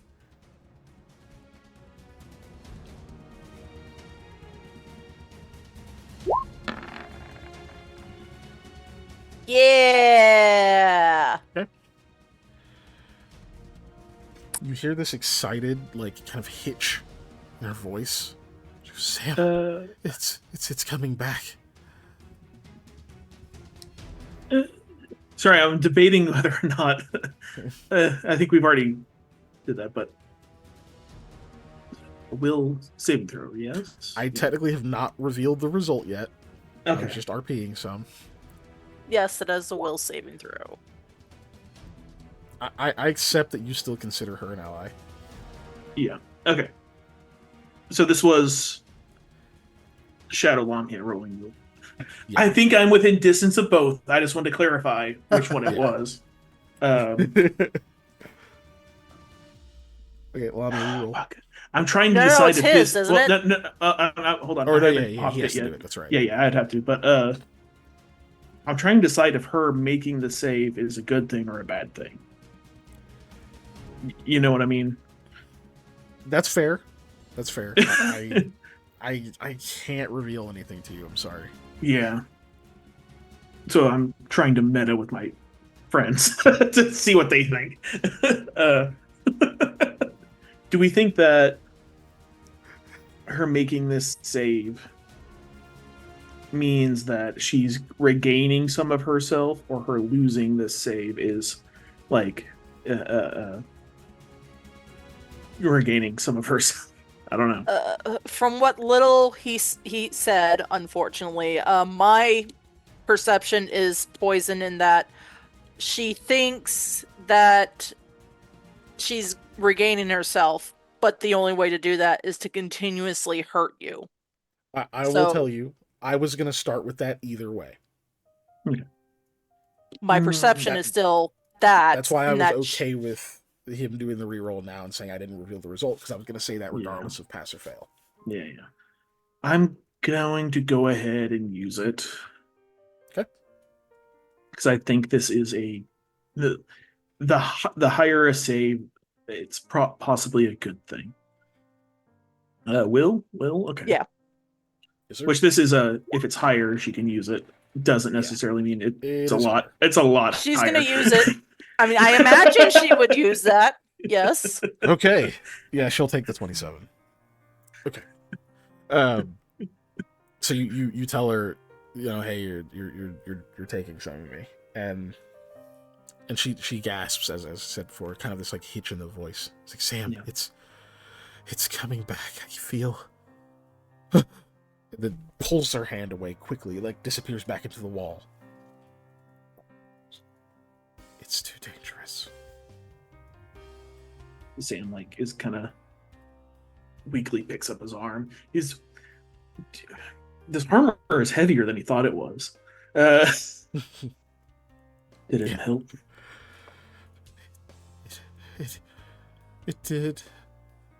You can hear kind of a sob in the voice. It did. I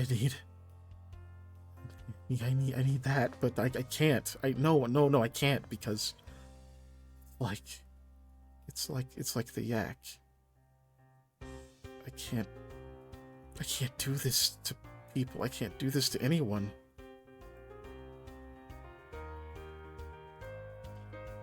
I have to disappear. I have to, Sam. I have to.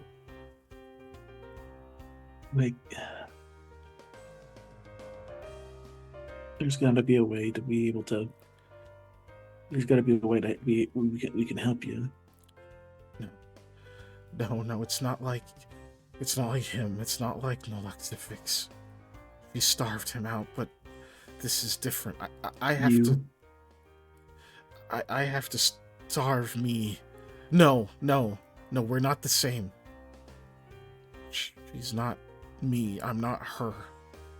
If that was the case, then what is this? Do you know?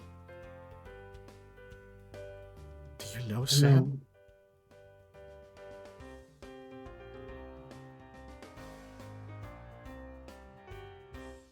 I know you're my friend, but I know how she reacted to this information. You're giving off undead stuff. By the way, Lamia, Casimir kind of waves to you and puts a finger to her lips and beckons you over. She can hear Sam talking. Lamia sees that and she nods, slowly walks over. She just kind of pats her ear, almost like saying, just listen.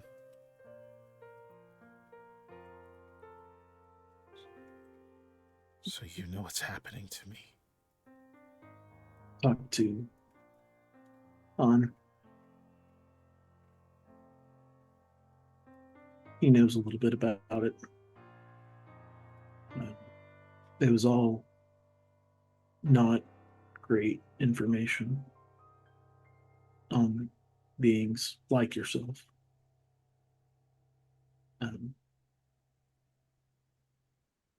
Stuff that I know that you won't want to happen could happen.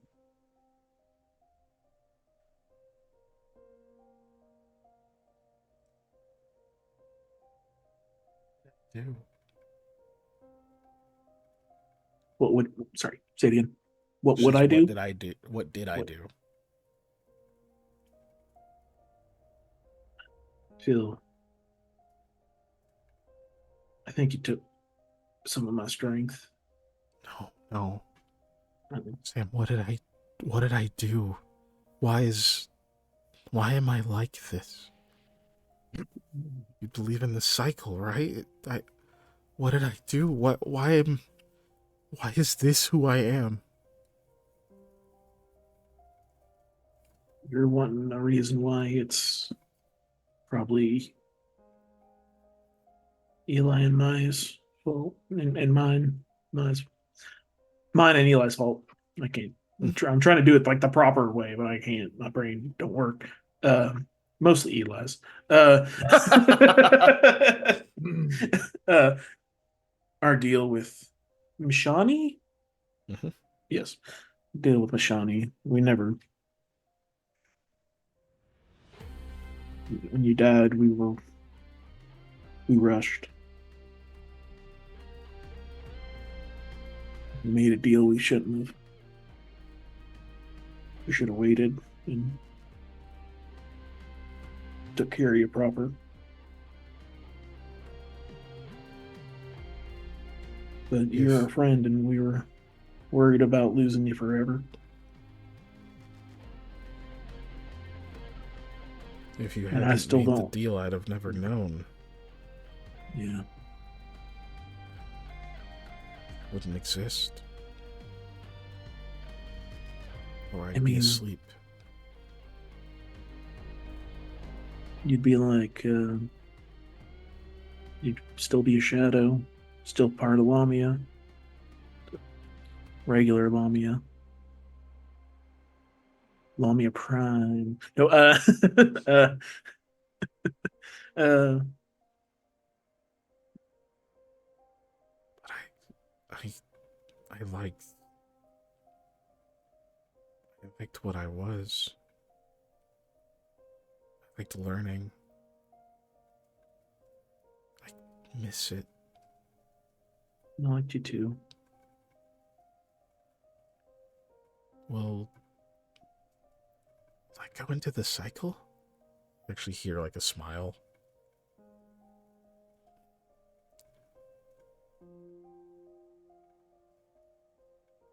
I don't know.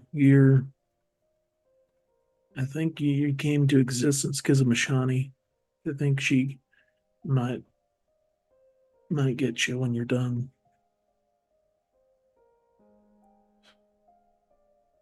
See, I'm not sure how that works. I might be able to see if I can find you a nice shadowy spot on the moon. there's a long quiet. I don't want to live on the moon. It's actually nicer than you think. It sounds I've been there. lonely. There's some snake people up there every now and then you can go terrorize. I don't want that, Sam. I don't want that. I don't I want to know. hurt people. I don't want to disappear.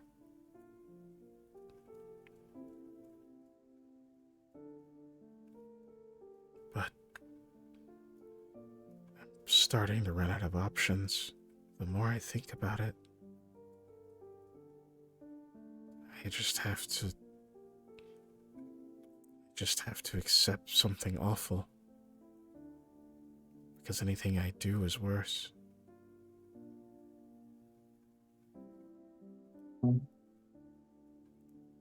Some of the answers that I can think of is, yeah, ask for our help and we help you find a way to continue, being who you are.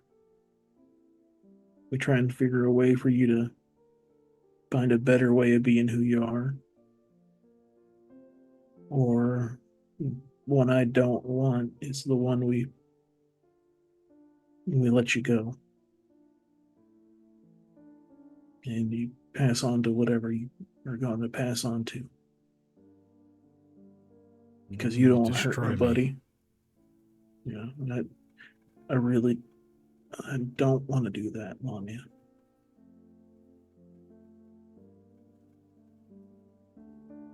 There's a very long pause. You're my family.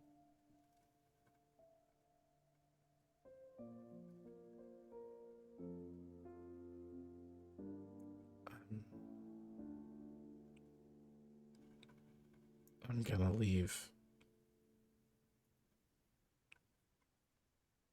Better say bye to Casimira. She's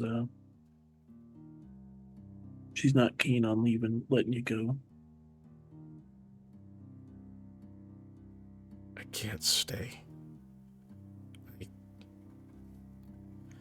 I want what I get when I'm close to people, to you all.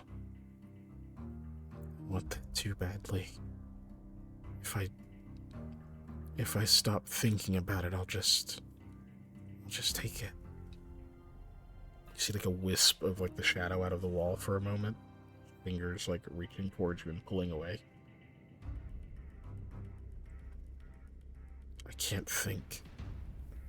And I can't die. I can't let you kill me. I'm so upset.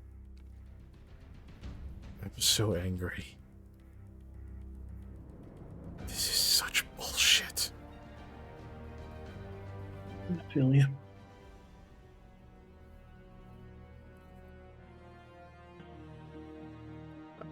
I need there to be repercussions. Someone has to pay for this. I can't be the only one. And I'm not gonna let it be you. Or Lamia. Or Eli. Or Casimira. None of my friends. Girlhawk. All of them. None of you are gonna be the ones who pay for it again.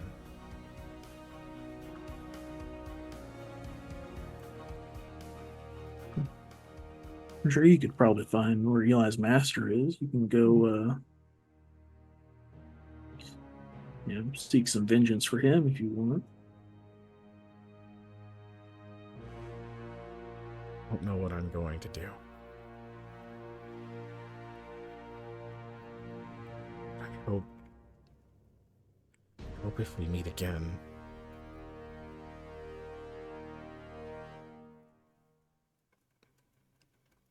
there's no further reply.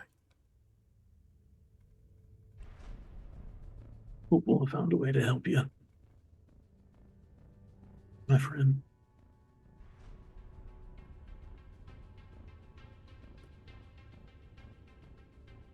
All quiet. Sam just kind of tears up in the little hole. He picks up the holy piece and just kind of turns it over in his hands. I just assume there's a chain. Is there a chain on it? Yeah. Okay, and it's probably clinking, so it's making some noise. She really isn't me.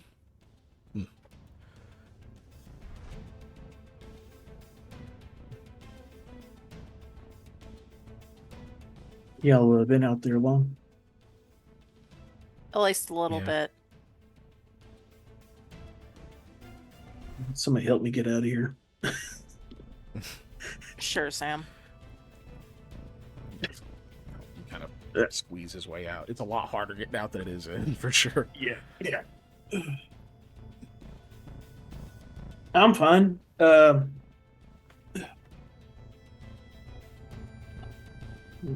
Gave her some of myself. I would die before I would want to consume whatever of anybody else's self, even if you had pointed me to Eli's master. It's true. I did try to get you to eat me multiple times.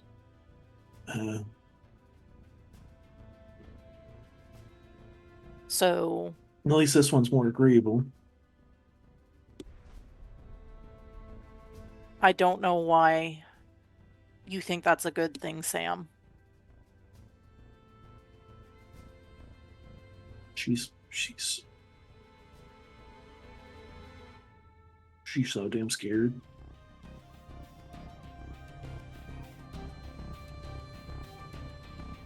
I can't help her. Well, can't help her yet. Like you said, there might be a spell out there. Who knows? Also a lot easier to die when you know there's a cycle to go to. I don't know where her shadows go. If she's undead...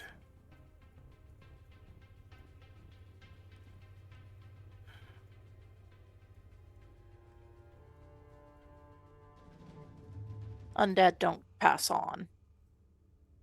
At least that was my understanding. Well, I only know of I guess we would only know of one person who gave up their soul for something like that. A good cause.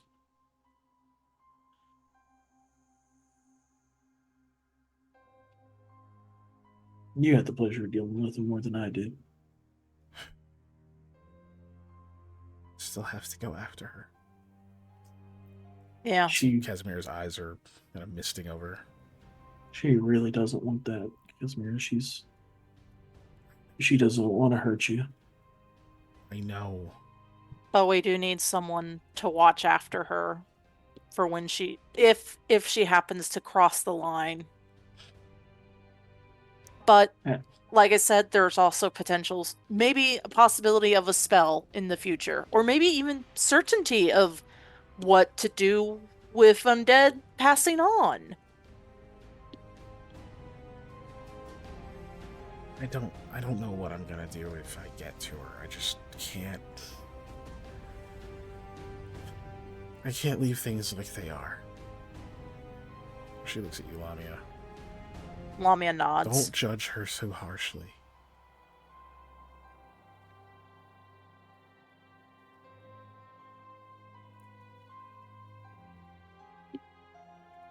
I'm doing my best not to. And that's fine. You see her brow for a little. She's like, yeah, well, I guess it'll have to be. Let's go. She turns and starts walking. I better love each other while you can. This Sam's ahead of him, kind of stumbling out. I didn't understand you. Yeah, y'all better love each other while you can. Oh, that's what. Okay, yeah. I'm just gonna go. Lamia didn't understand you either. Okay. Over the course of the next hour or so, you guys will make it back to the inn. Casimir, will you carry my sword? She might stab you. No, he's fine. She like hefts the sword up over her shoulder. Yeah, thank you.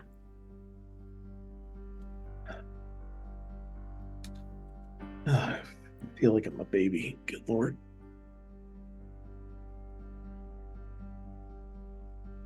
Do you want a piggyback? No. It would be nice. Hattie will be jealous.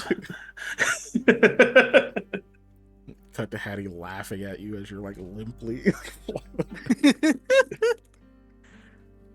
Oh my God, what happened? Oh, he's like a baby. Quick draw on his face. No.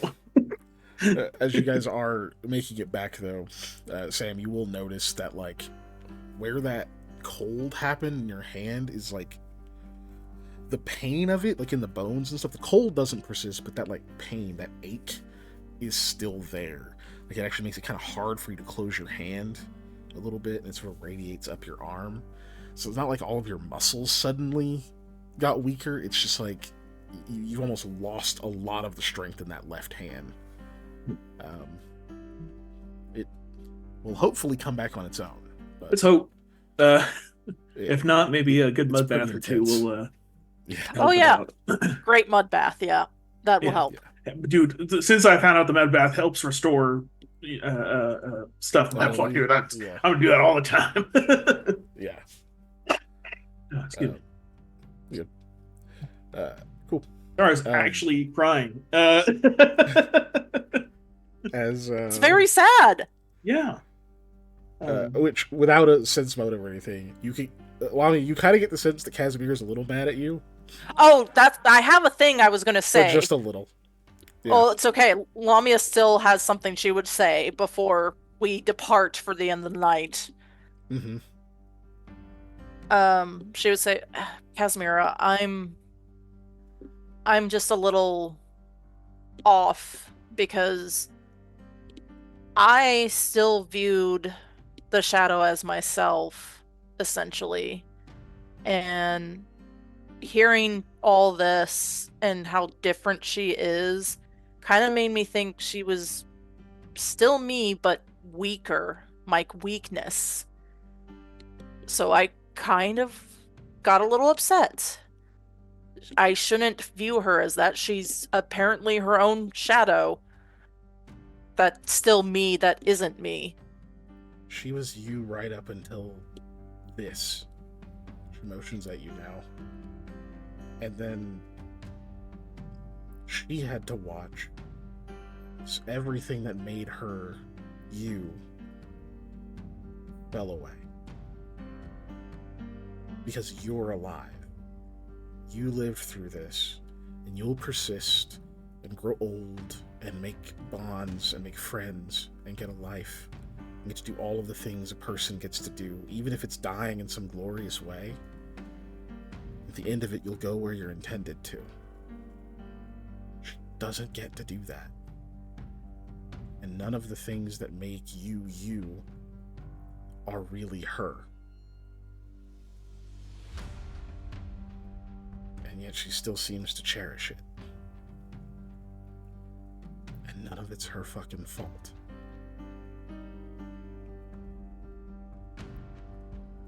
I'm not gonna be okay with you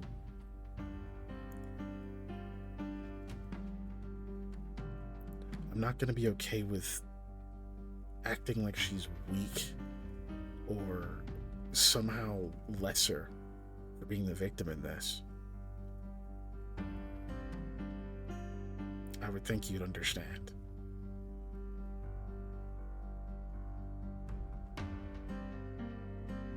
I understand what you said. And I'll take more of that into consideration. From that perspective and such. Good. Good night. Good night. Good night. Back into her room. Sam just leaned up against the Sam, wall. were you crying? No. Yes.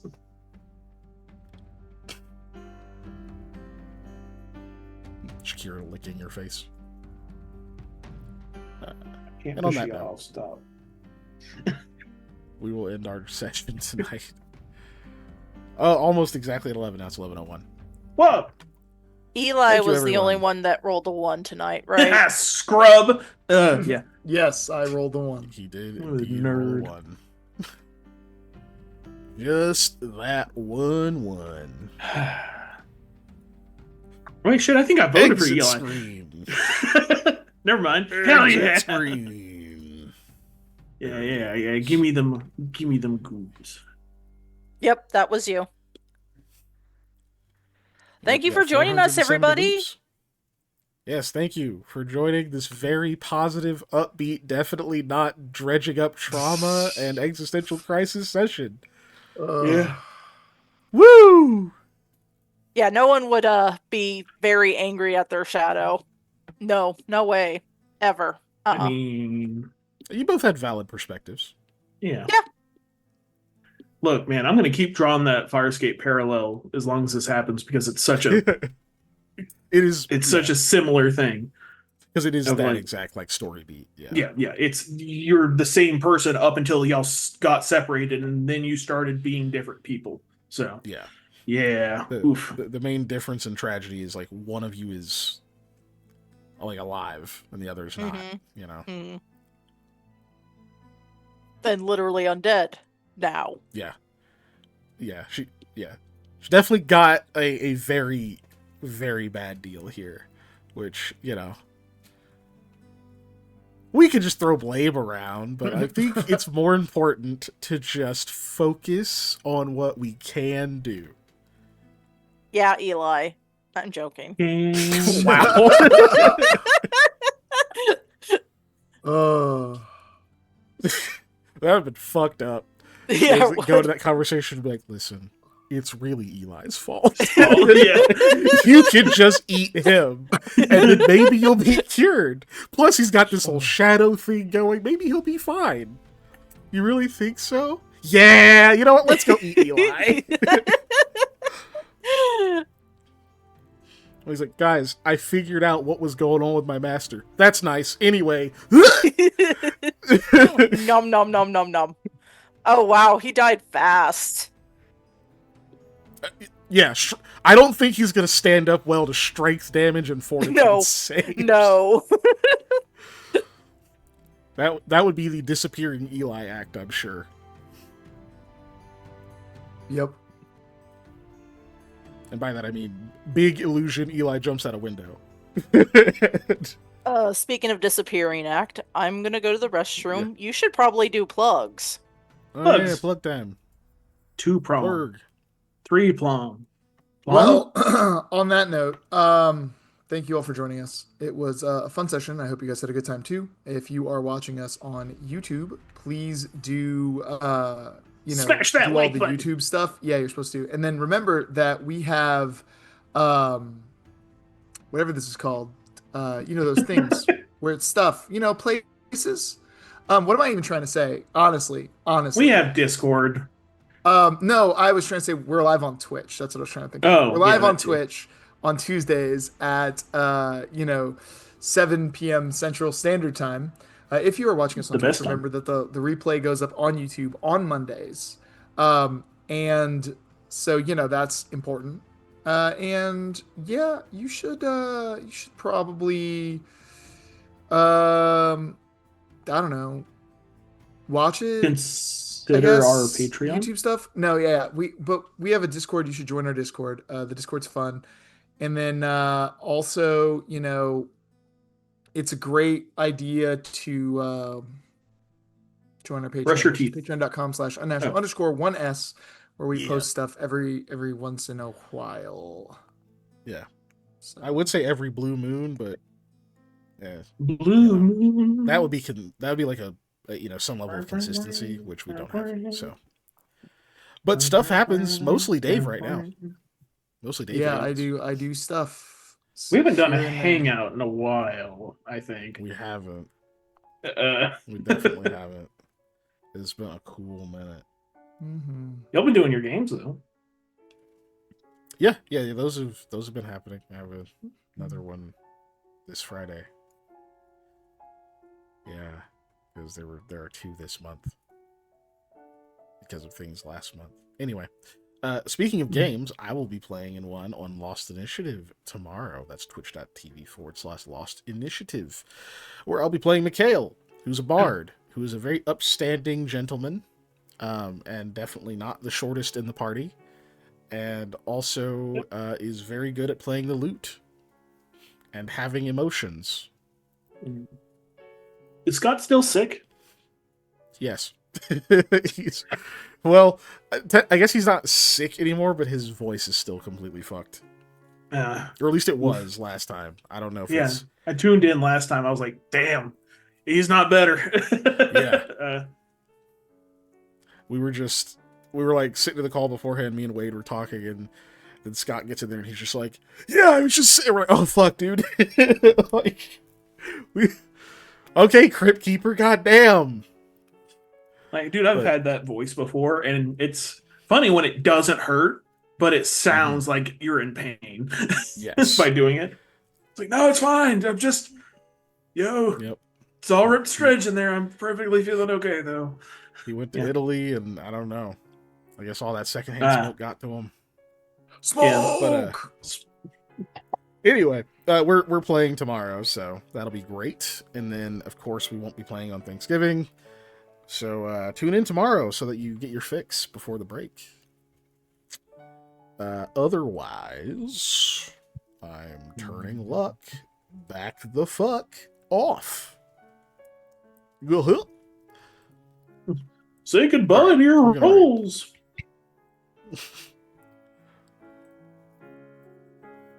Sora, use the Keyblade. I don't know. It's pretty good. The Keyblade. No, you fucking think, Goofy, you stupid bastard. What else am I gonna use? Hey, Goofy, how about get something other than a shield? Dick. 100% replace him. Well, he is my designated item healer, though. So like he do be good with item heals. And, you know, he can take more than a stiff breeze or a stern look, unlike one Donald Duck. Mm-hmm. Yeah. Hey, you joke about Donald Duck. Donald Duck is one of the only Final Fantasy characters to do, like, the largest, what is it, like the Giga Flare, like, Yes, Ultra Giga Flare or something like that. He's he's a very powerful wizard. Yes. And I mean that with all of the D6 hit dice and low constitution it comes with. Mm-hmm. That motherfucker cannot take a punch. All right? I don't care if you're a planet buster. If I can beat you in a scrap, you ain't that high level. All right? You shouldn't be going down to a single, like, elbow. Okay, if you can cast Giga Flare. But he does. All right, anyway. Good night, everybody. Bye. Good night. Bye. Bye-bye.